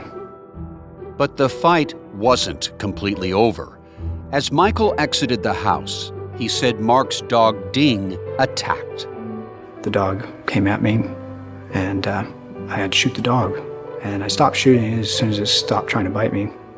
So what are you telling me? You shot Mark Stover in self-defense? Absolutely. But detectives on the case soon came to a very different conclusion about what happened that morning. This is not a case of self-defense. This is a case of cold-blooded murder. I'm Peter Van Sant. From 48 Hours, this is Trained to Kill, The Dog Trainer, The Heiress, and The Bodyguard. Episode 5, Put Up or Shut Up.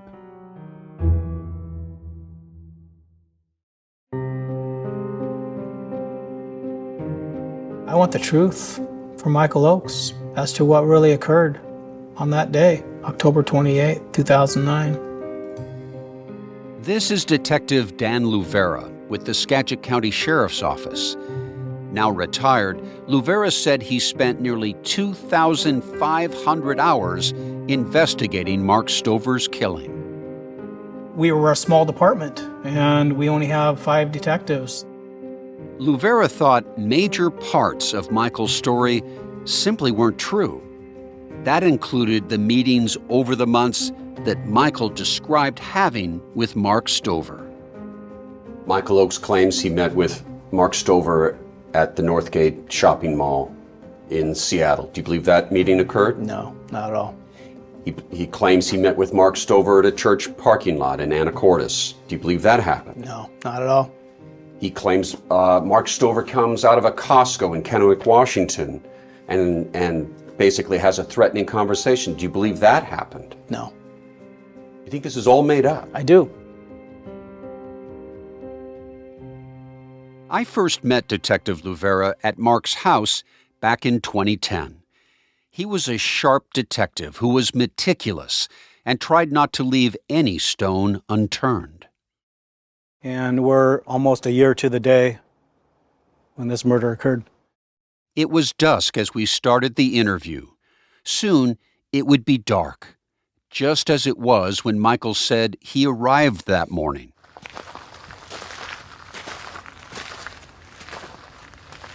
Luvera brought a big flashlight to show us the crime scene.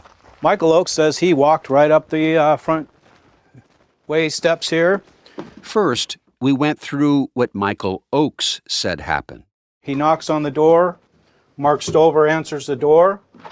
Mark lets him in. Luvera and I went inside. Mark's place was like a high-end cabin with dark wood floors and exposed oak beams.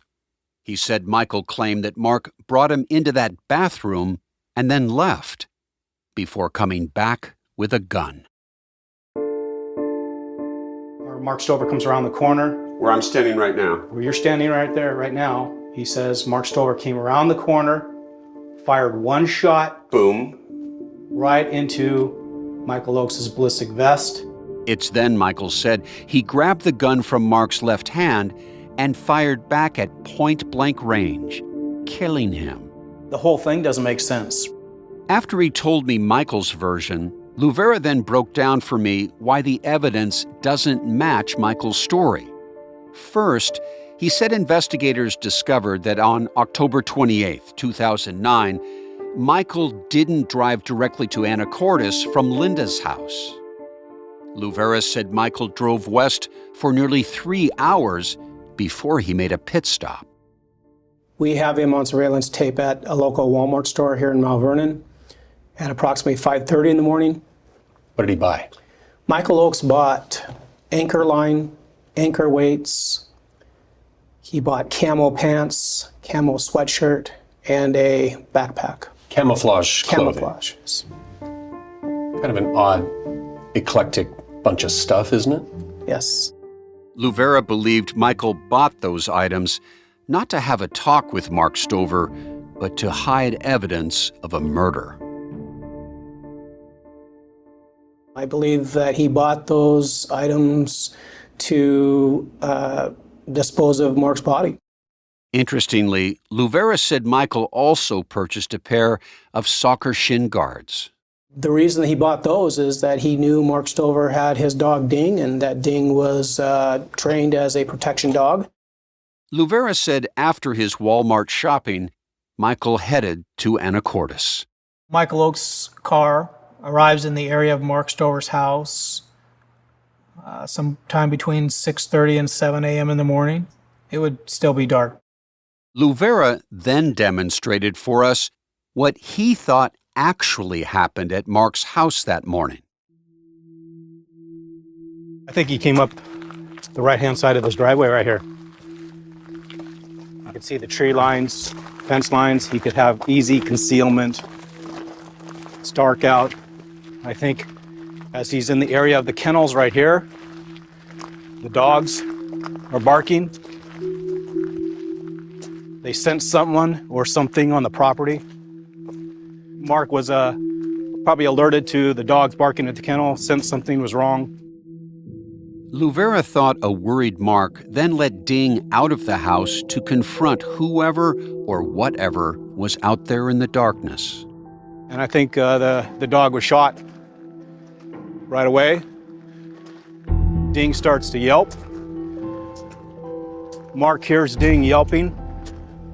Mark comes out, probably on the carport door porch there, or maybe out in the driveway, where Michael Oakes encounters Mark Stover.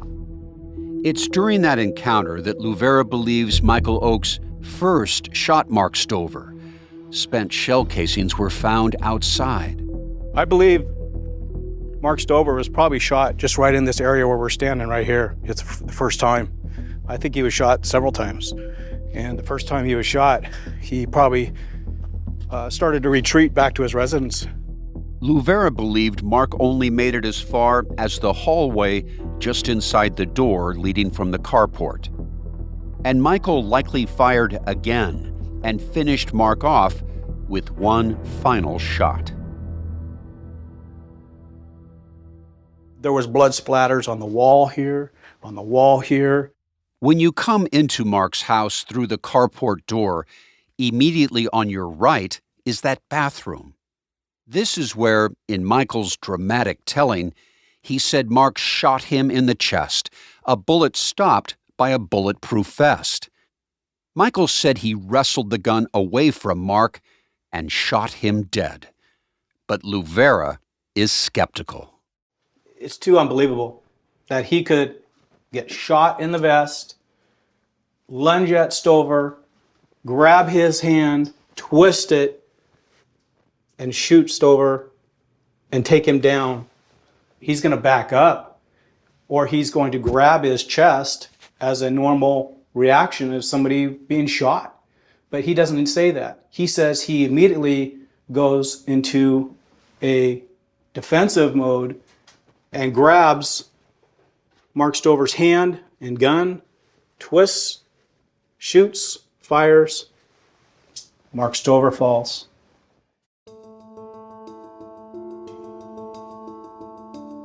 Luvera believed Michael cleaned up the bloody scene at Mark's house with bleach and put on Mark's trademark hat, just in case anyone saw him leave in Mark's station wagon. Investigators suspected the driver seen speeding down the driveway was Michael, with Mark's body in the back, and that Michael then moved Mark's body from the station wagon to his SUV later. Luvera said Michael's plan worked, fooling employee Stephanie Poor. I saw who I thought was Mark going into the house and coming out of the house, putting stuff in the back of the hatch. Well, what made you think it was Mark? Because it was his hat and his jacket, and why wouldn't I think it was Mark? Michael would continue to cover his tracks, but how long would he be able to evade authorities?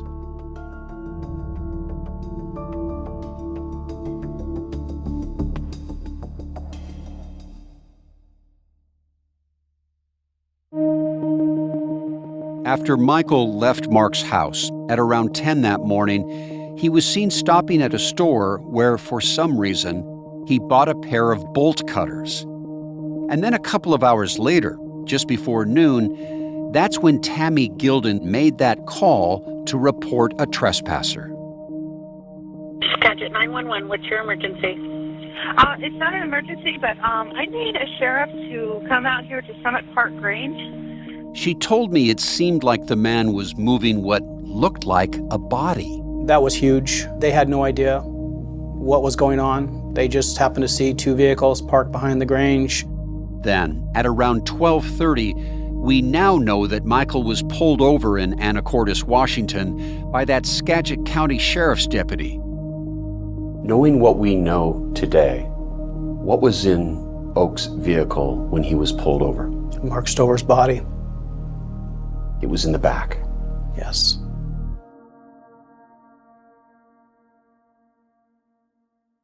Luvera said from there, Michael left Anacortes to go meet with his ex-wife, Jennifer Thompson.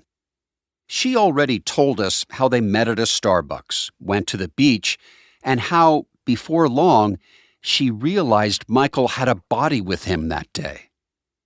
Investigators said Michael left Jennifer at about 4 p.m., returned the bolt cutters to that store, and drove back east over the Cascade Mountains to Linda's house.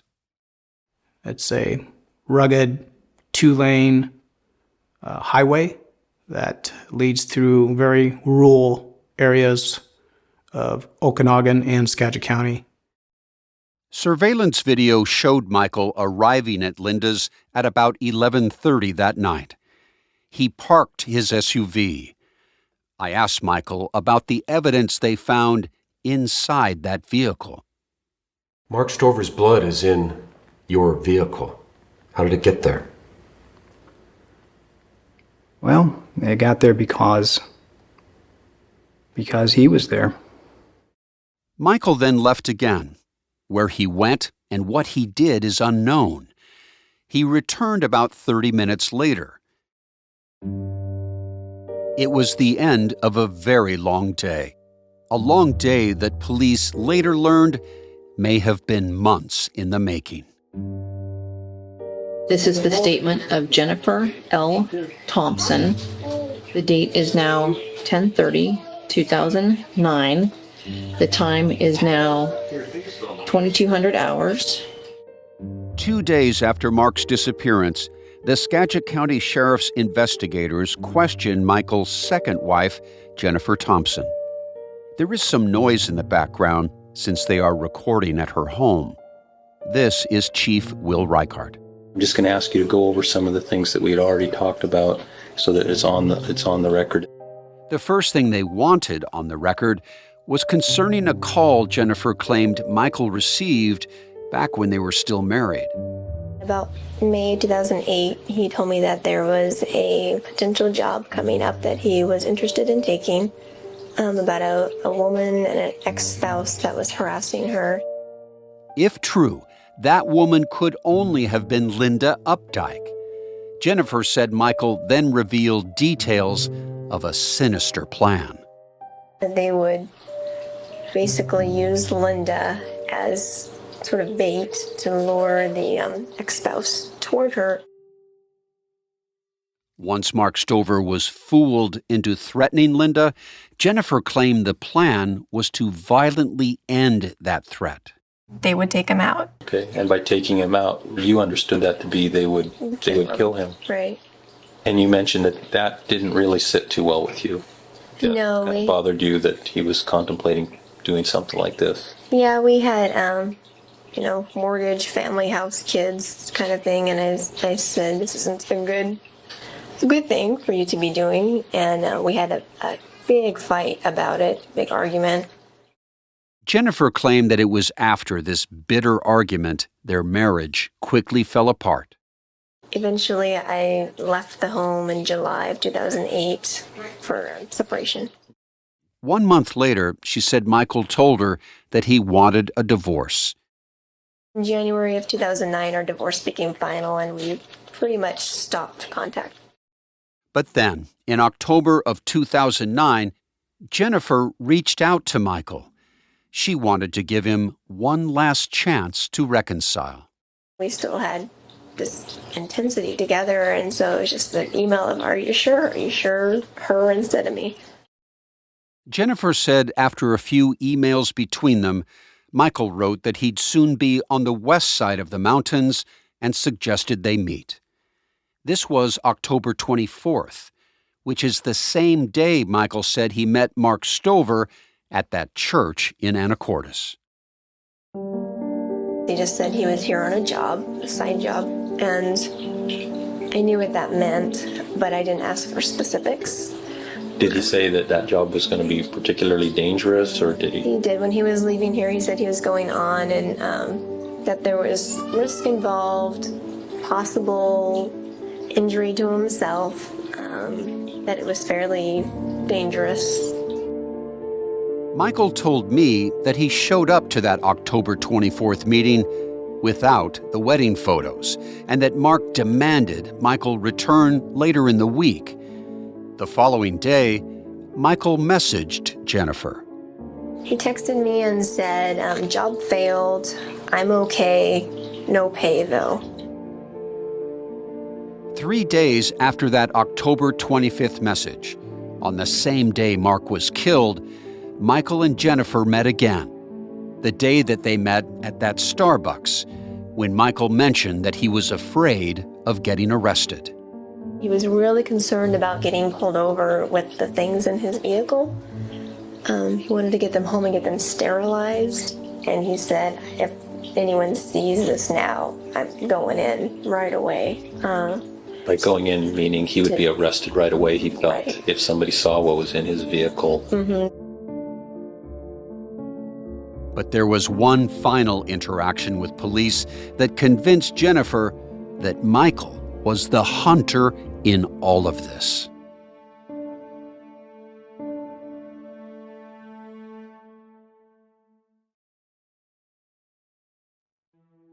A month after Jennifer was questioned, the detectives came back to her house. They wanted Jennifer to listen to a CD. She told me her reaction after hearing the anonymous tipster's voice telling the 911 operator about a drug deal involving Mark Stover. There's going to be a van transporting some drugs from the Anacortes area. My first thought was, what an idiot. Jennifer instantly recognized the voice. I knew it was him. How do you know it's him? I was married to him. I know how he talks. Michael's voice was disguised, but it was his speech pattern, and it was him. It was devastating for her. Everything she had suspected suddenly clicked. Because in that moment, I knew it was all premeditated.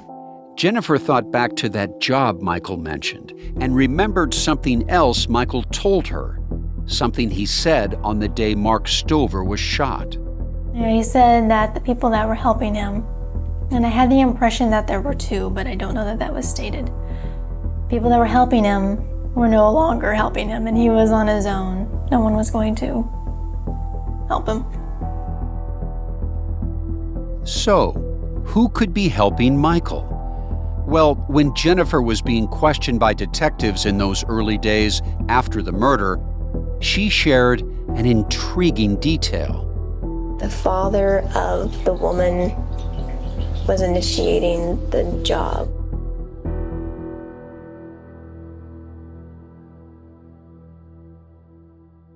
That would be multi-millionaire business tycoon Wally Opdyke, Linda's father. Later, when I got to sit down with Jennifer, she explained this further. Wally Opdyke wanted to hire Michiel Oakes to take out the ex-husband that was stalking his daughter, Linda. Simple as that. Simple as that. Do you believe that Linda Opdyke is involved in this? That she either paid or manipulated Michael to kill? I don't believe she manipulated because he's too smart for that. But I do believe that they served each other's needs. Meaning? I think she's as guilty as he is. Jennifer's testimony to police suggested that Mark's murder was a premeditated, hired hit. In our interviews, Linda and Michael both denied that her father had anything to do with Mark's death. I believe that she knows more than what she's saying and what she's telling. Detective Dan Lavera never called Linda Opdyke a suspect, but he has always wondered if she was involved.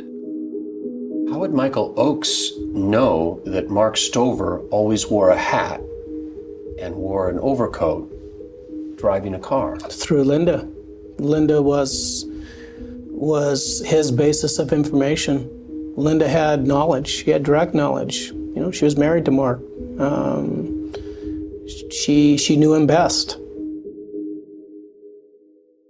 When I spoke to Michael, he told me that he just spontaneously put on the hat after he spotted it in Mark's car that morning.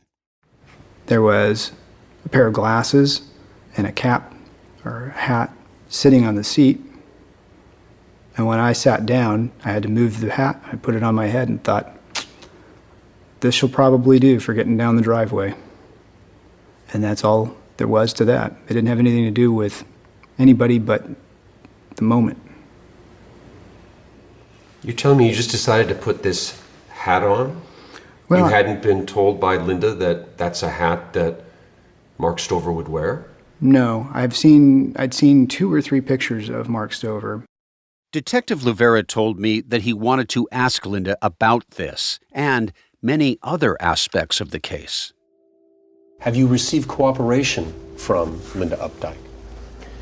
No.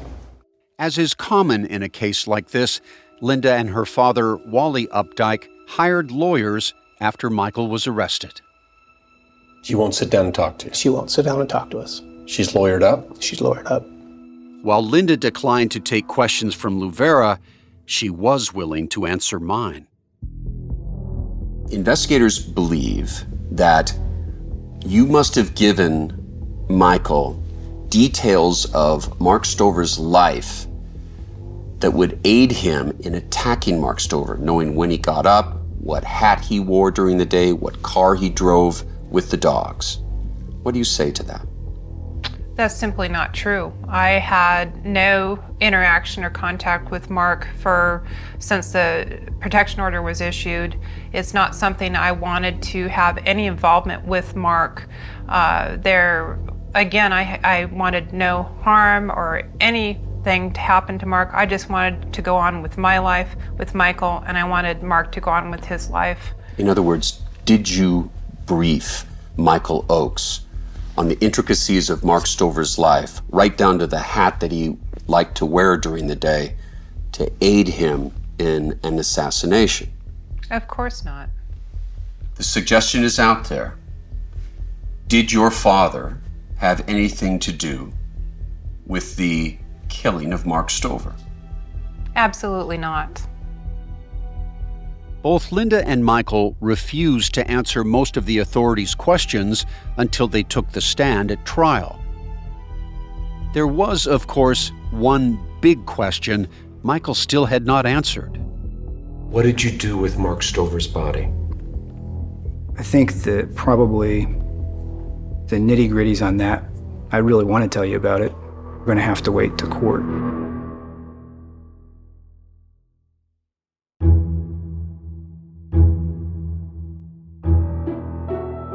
From 48 Hours, this is Trained to Kill, the dog trainer, the heiress, and the bodyguard.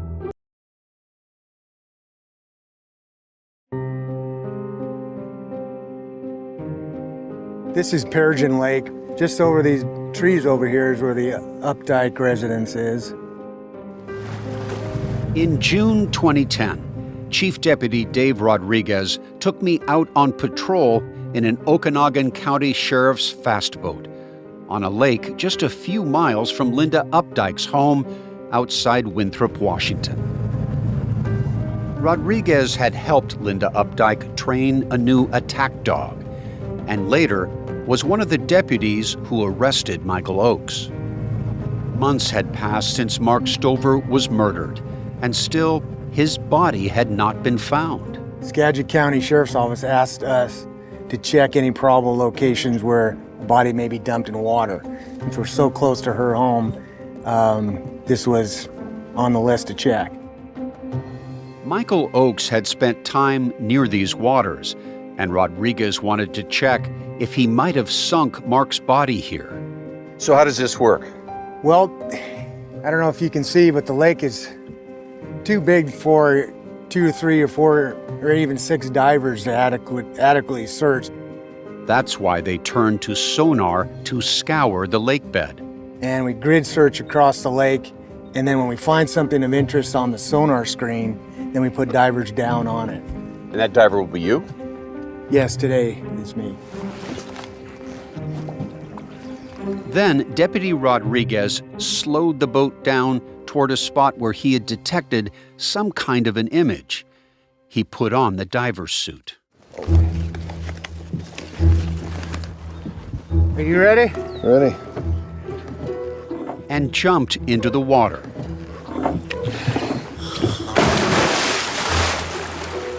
He swam below the boat, but no luck. It's been quite a while since Mr. Stover's been missing, so it makes it more difficult. Decomposition. Correct. The search for Mark Stover had stretched across the state of Washington. The one person who could end that search decided to be coy. Are you willing to tell authorities where you placed Mark Stover's body? Certainly all that I know about the whereabouts of Mark Stover, I will be more than happy to share with authorities in the course of our trial. This is going to be a dramatic week. It has been a dramatic year. I'm Peter Van Sant. From 48 Hours, it's Trained to Kill, The Dog Trainer, The Heiress, and The Bodyguard. Episode 6, Time Will Tell.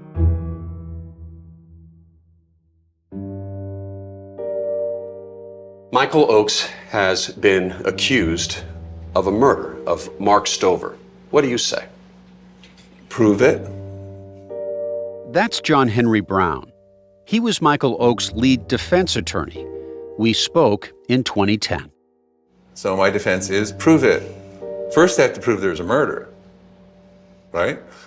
Brown is a brilliant showman, known for making arguments in court that could fit into the final scene of a primetime legal drama. We've got blood. Right. We've got shell casings. Correct. We've got a dog that was shot. Correct. But we don't have a body. Correct. And what does that add up to for you? A case of circumstantial evidence. When it comes to representing accused killers, Brown has been around the block. He titled his memoir, The Devil's Defender, to highlight a career spent arguing on behalf of defendants he considered evil. His client list included one of the most notorious serial killers in American history, Ted Bundy, who said he had murdered 30 people. Bundy once told me that he knew he was evil. Now, most sociopaths don't say that. Now, I don't see any of that in Michiel at all. Brown argued instead that Mark Stover represented the evil in this case, not his client. I think somebody asked Michiel recently whether Michiel thought Mark Stover was evil, and Michiel said, no, not all parts of him, which I thought was a very gracious thing for Michiel to say under the circumstances. But I think there were parts of Mark Stover that were very evil. You know, when you start treating people as objects, which is what Stover did, and particularly with Linda, then I think that crosses over. In court, they planned to make the case that Michiel shot Mark in self-defense. The trial started in September 2010, less than a year after Mark Stover was killed. It did have an interesting cast of characters.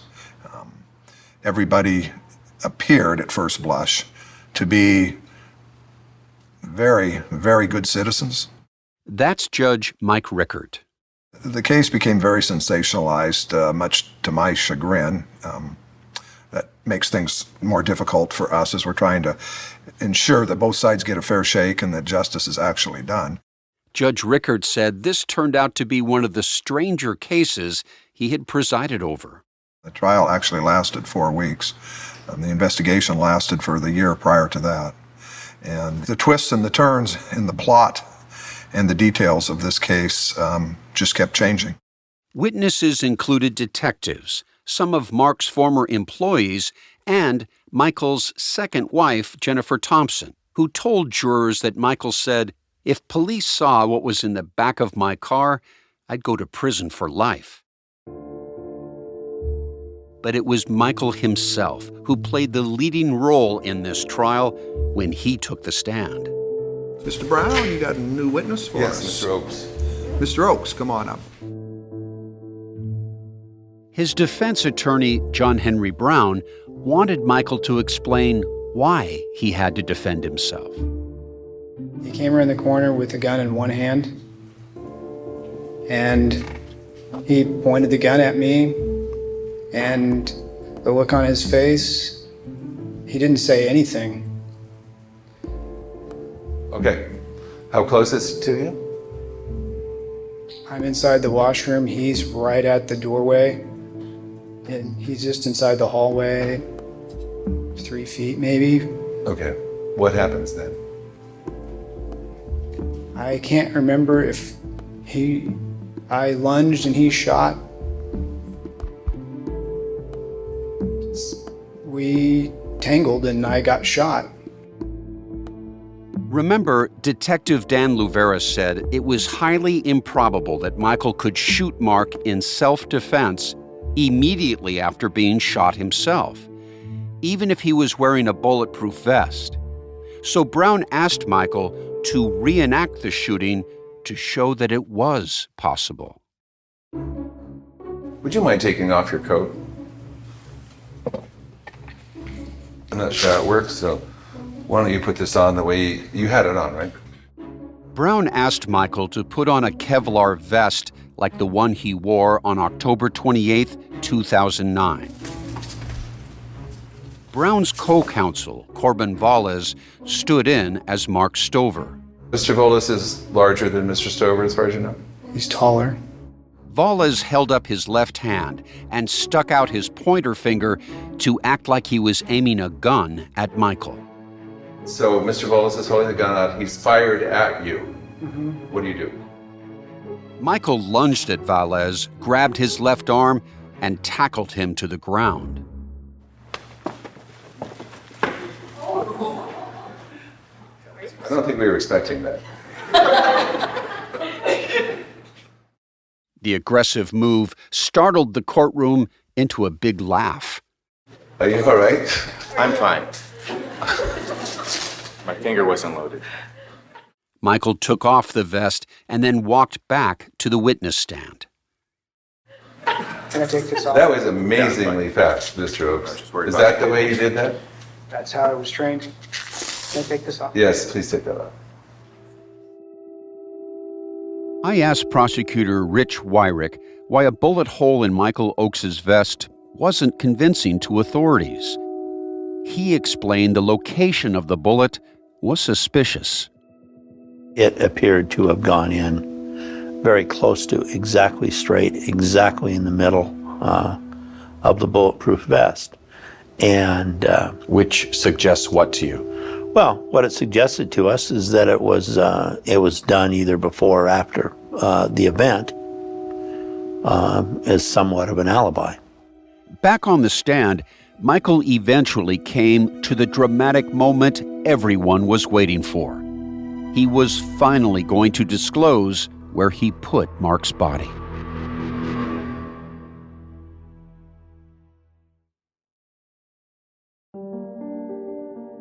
You somehow get Mr. Stover's body into the station wagon. That's what I did then. I picked him up, which was very difficult, and carried him out to the back of the station wagon and laid him there.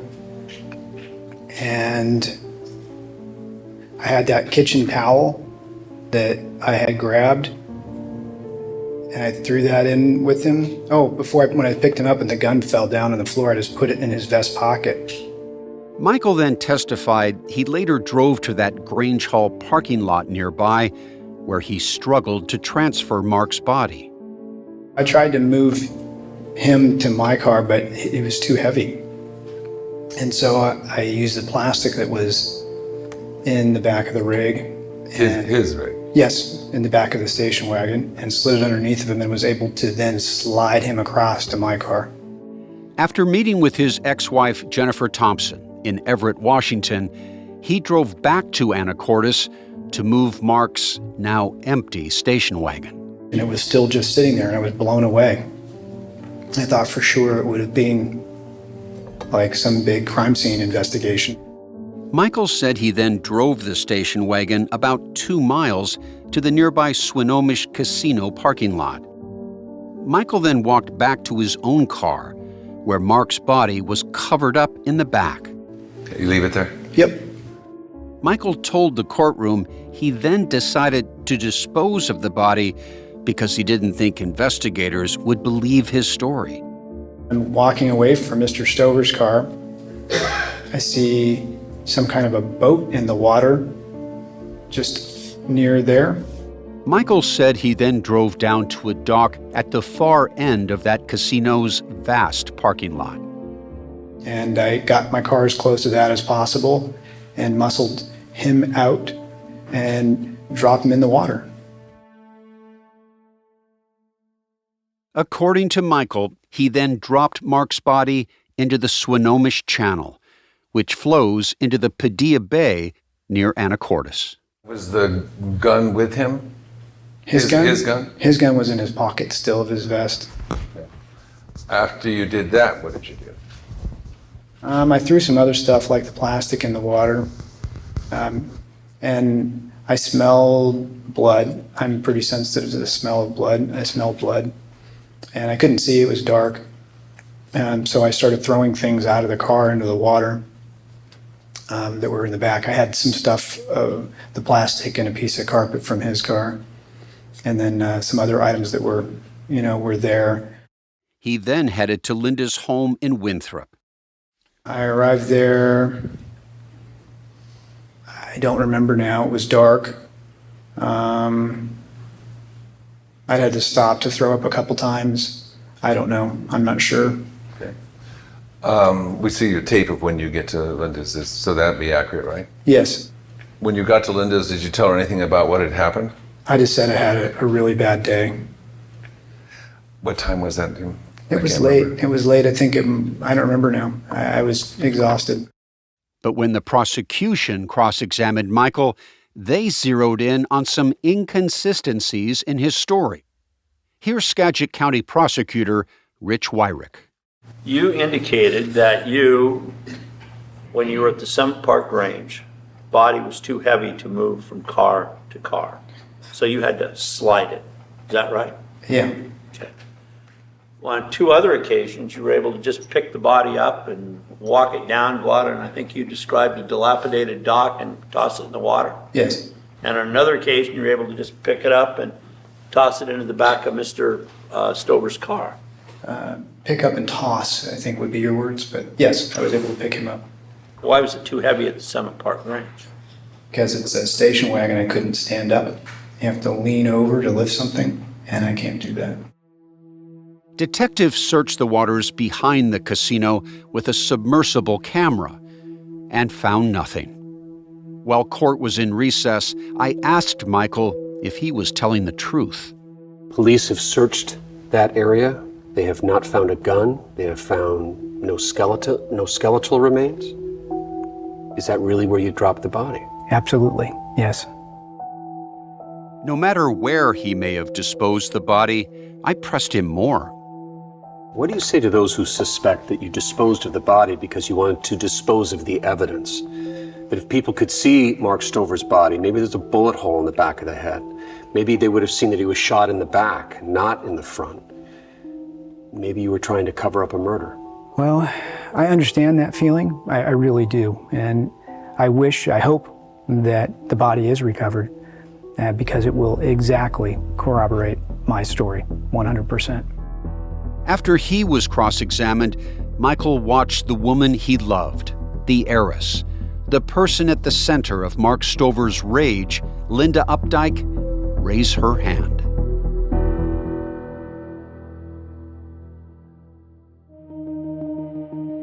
Could you please state your name for the record and spell your last name? Linda Opdyke, spelled O-P, D as in David, Y-C-K-E. Did you choose to violate your attorney's advice and speak to the prosecutor and testify in this trial? Yes, I did. Why did you change your mind? Because I felt this was an important part of the story that I could tell about a dangerous stalking situation, and if there's any information that I could offer up, I wanted to do so. But Linda wasn't there just to defend Michael. She told me she also wanted to defend herself and her father.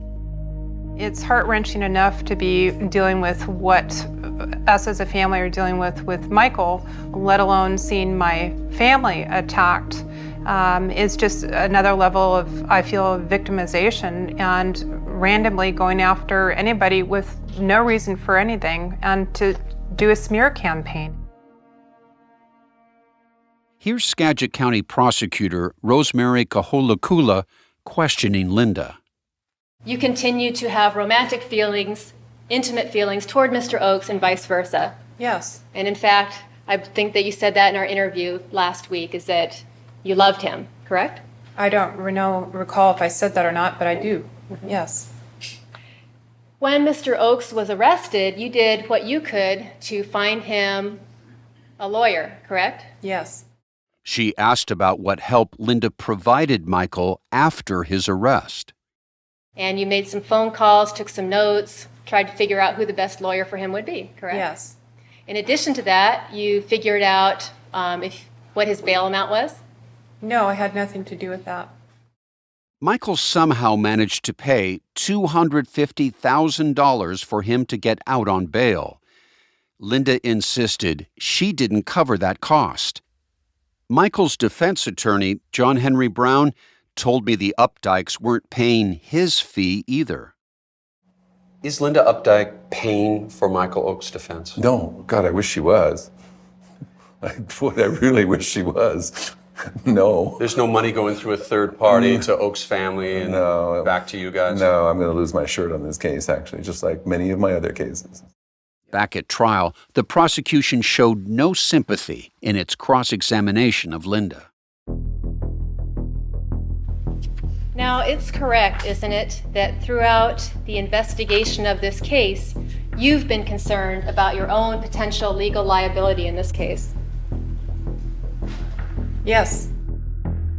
The prosecutor even suggested Linda's support for Michael may have been an attempt to protect herself.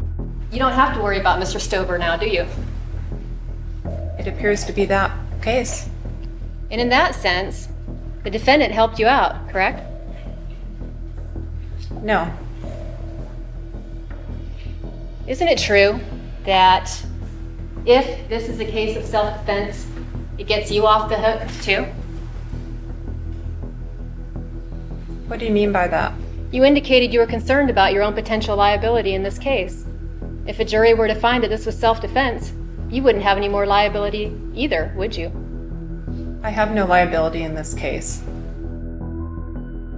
The prosecution also argued that Linda had no evidence Mark continued to stalk her after his arrest. You made a report on December 5th, 2008. Do you recall that?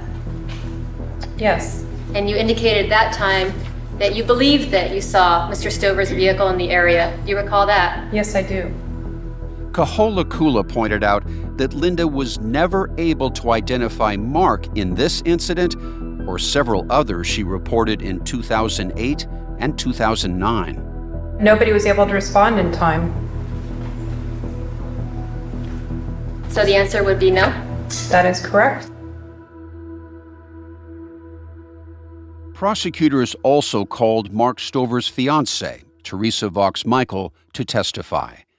Their engagement was used as evidence Mark was moving on. I talked to Teresa in 2010. In the weeks before he died, was he a happy man? He was. He was like a kid. He was joking with me all the time, and he was always fun, when we were on the phone. But Teresa claimed there was still a dark presence in his life, his ex-wife Linda. She said that Mark described Linda as a vengeful ex who wouldn't leave him alone and often took him to court. He just was very troubled about the way things had gone. And what did he believe the end game was with her? I don't know that he thought there was a goal. He just couldn't believe that things wouldn't stop. The legal battles, the accusations. He knew his life was in danger. But Michael's attorneys alleged just the opposite. They argued Mark threatened and stalked Michael, and that he only killed Mark to defend himself and his family. They insisted Mark and Michael met multiple times. The defense even claimed to have a witness who said Mark mentioned seeing Michael and Linda at a Costco months before the shooting. But the judge ruled there was no way to verify the witness's story. Soon, Michael would learn his fate.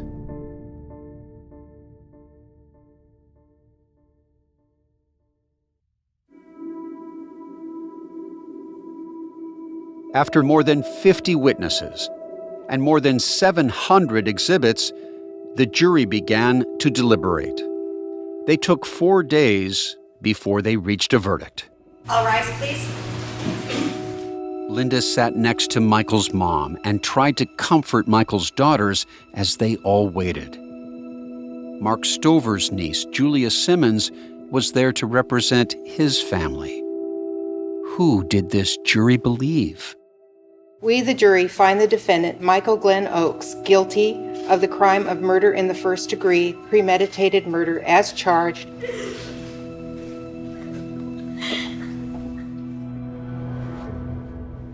Michael was found guilty of first-degree murder. He turned and hugged his daughters. At his sentencing, his mother, Corey Oakes, pleaded with the judge to have mercy, that her son never wanted to hurt Mark. He wanted to reason with him. I believe that with all my heart. And I think it's grieving him. I know it is. He would never want to take a life. He is not a murderer. And none of us would want that for Mark. Mark's family felt differently. His sister, Victoria Simmons, asked the judge to give Michael the maximum sentence. Why was he murdered? Where is my brother? When will I be able to lay him to rest in a dignified manner? Years from now, Michael Oakes will be released. He will have paid his debt to society. I will still be serving the life sentence that Michael Oakes gave me. Judge Mike Rickert sentenced Michael to the maximum amount of time in prison, 26.5 years. The absurdity of the actions that you took on that day are beyond belief, and I've got to tell you, there's large parts of your story I just flat do not believe and never will. There was finally an ending to this emotional saga gone horribly wrong. But there will always be lingering questions about what really happened on October 28, 2009. But the pieces don't fit very well in this case after 4 weeks. And to a certain degree, I almost have more questions now than I had when we picked the jury. This case of Mark Stover has been defined by an infinite loop of suspicion between three people. Linda said she feared Mark. Mark said he feared Linda. And Michael said he too eventually feared Mark. Each person claimed the other was threatening their life until that morning in October proved that one of them was right. With no more new information surrounding the crime, law enforcement closed the case in 2012. Linda's father, Wally Opdyke, died in 2018 at age 81 at his home in Whitefish, Montana. The Chateau San Michel winery, the largest in Washington, remains open today and thriving. The Opdykes sold Kickett Island 2. It's now a park that belongs to the Swinomish tribe. It's open to the public for hiking, but there are no dogs allowed. After Michael went to prison, his daughter April Oakes said each of her siblings went to stay at a different home. April lived with Linda until she was 17 and said Linda has remained a big part of the family's lives. Linda last sat for an interview in 2011. It's incomprehensible to me that that's a verdict that would have come back. Michael's first instinct was to turn to all of you. Yes. And to hold his family. Yes. He definitely loves his children and loves me, and I know that's his biggest concern is for all of us, and our biggest concern is him. So we're all supporting each other and just sticking by one another. Michael appealed his case to no avail. He is incarcerated at the Washington State Penitentiary in Walla Walla. In a call from prison in April 2025, Michael said he expects to get out in 2035, when he is 67 years old. He blamed one of his appellate attorneys failing to file an appeal on time for his inability to keep challenging his sentence in court. Today, there is a website, freeoaks.com, that advocates for Michael's freedom. His family sent us documents from Michael's appeal. In 2017, the Oakes family hired an oceanographer to study where Mark's body may have ended up in the water and believe that the police missed a spot where the current could have moved Mark. Detective Dan Luvera said the police searched the channel multiple times and even used underwater cameras. We asked Michael about his current relationship with Linda Opdyke. He said he wanted to respect her privacy. After Mark's death, Teresa, the woman who had hoped to marry Mark, took his dog Ding into her home. Ding had miraculously survived being shot. And when she came to be with me, she slept on my bed. She went to work with me. I took her everywhere with me. And in petting her, I found a tumor about this big. Well, it grew and grew, and she was in tremendous pain. So I had to have her put down. And was that tough? Because Ding was a link to Mark. Oh, she was my last link to him. Teresa told me that Ding was buried with a custom headstone. She hopes a day will come when they can give Mark the proper burial he deserves. I would love to see him buried with a ring on his finger. Mark's sister, Victoria Simmons, said she will never rest until her brother's remains are found. I need to find him, and I just can't let that go. Being a woman of faith, I know that everything done in secret will eventually be shouted from the housetops. You cannot plead the fifth in heaven, and the truth will come out eventually. A celebrity dog trainer, an heiress, and her bodyguard, 3 lives ruined by a triangle of jealousy, fear, and rage.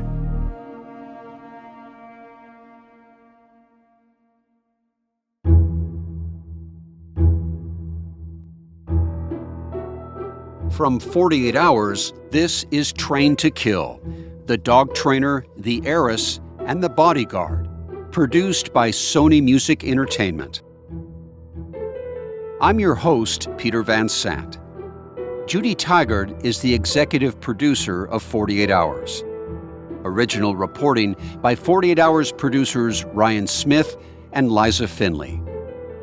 Jamie Benson is the senior producer for Paramount Audio, and Maura Waltz is the senior story editor. Recording assistance from Alan Pang and Reginald Bazile. Special thanks to Paramount Podcast Vice President Megan Marcus. It is written and produced by Alex Schumann. Stephanie Serrano is our editor. Our executive producer is Shira Morris. Our associate producer is Zoe Culkin. Theme and original music composed by Hansdale Shee. Cedric Wilson is our sound designer and mixed the episodes. We also use music from APM and Epidemic Sounds. Fendel Fulton is our fact checker. Our production manager is Tamika Balance-Kolasny. I'm Peter Van Sant. If you're enjoying the show, be sure to rate and review. It helps more people find it and hear our reporting. Follow and listen to Trained to Kill and other 48 Hours podcasts on the free Odyssey app or wherever you get your podcasts. Thanks for listening.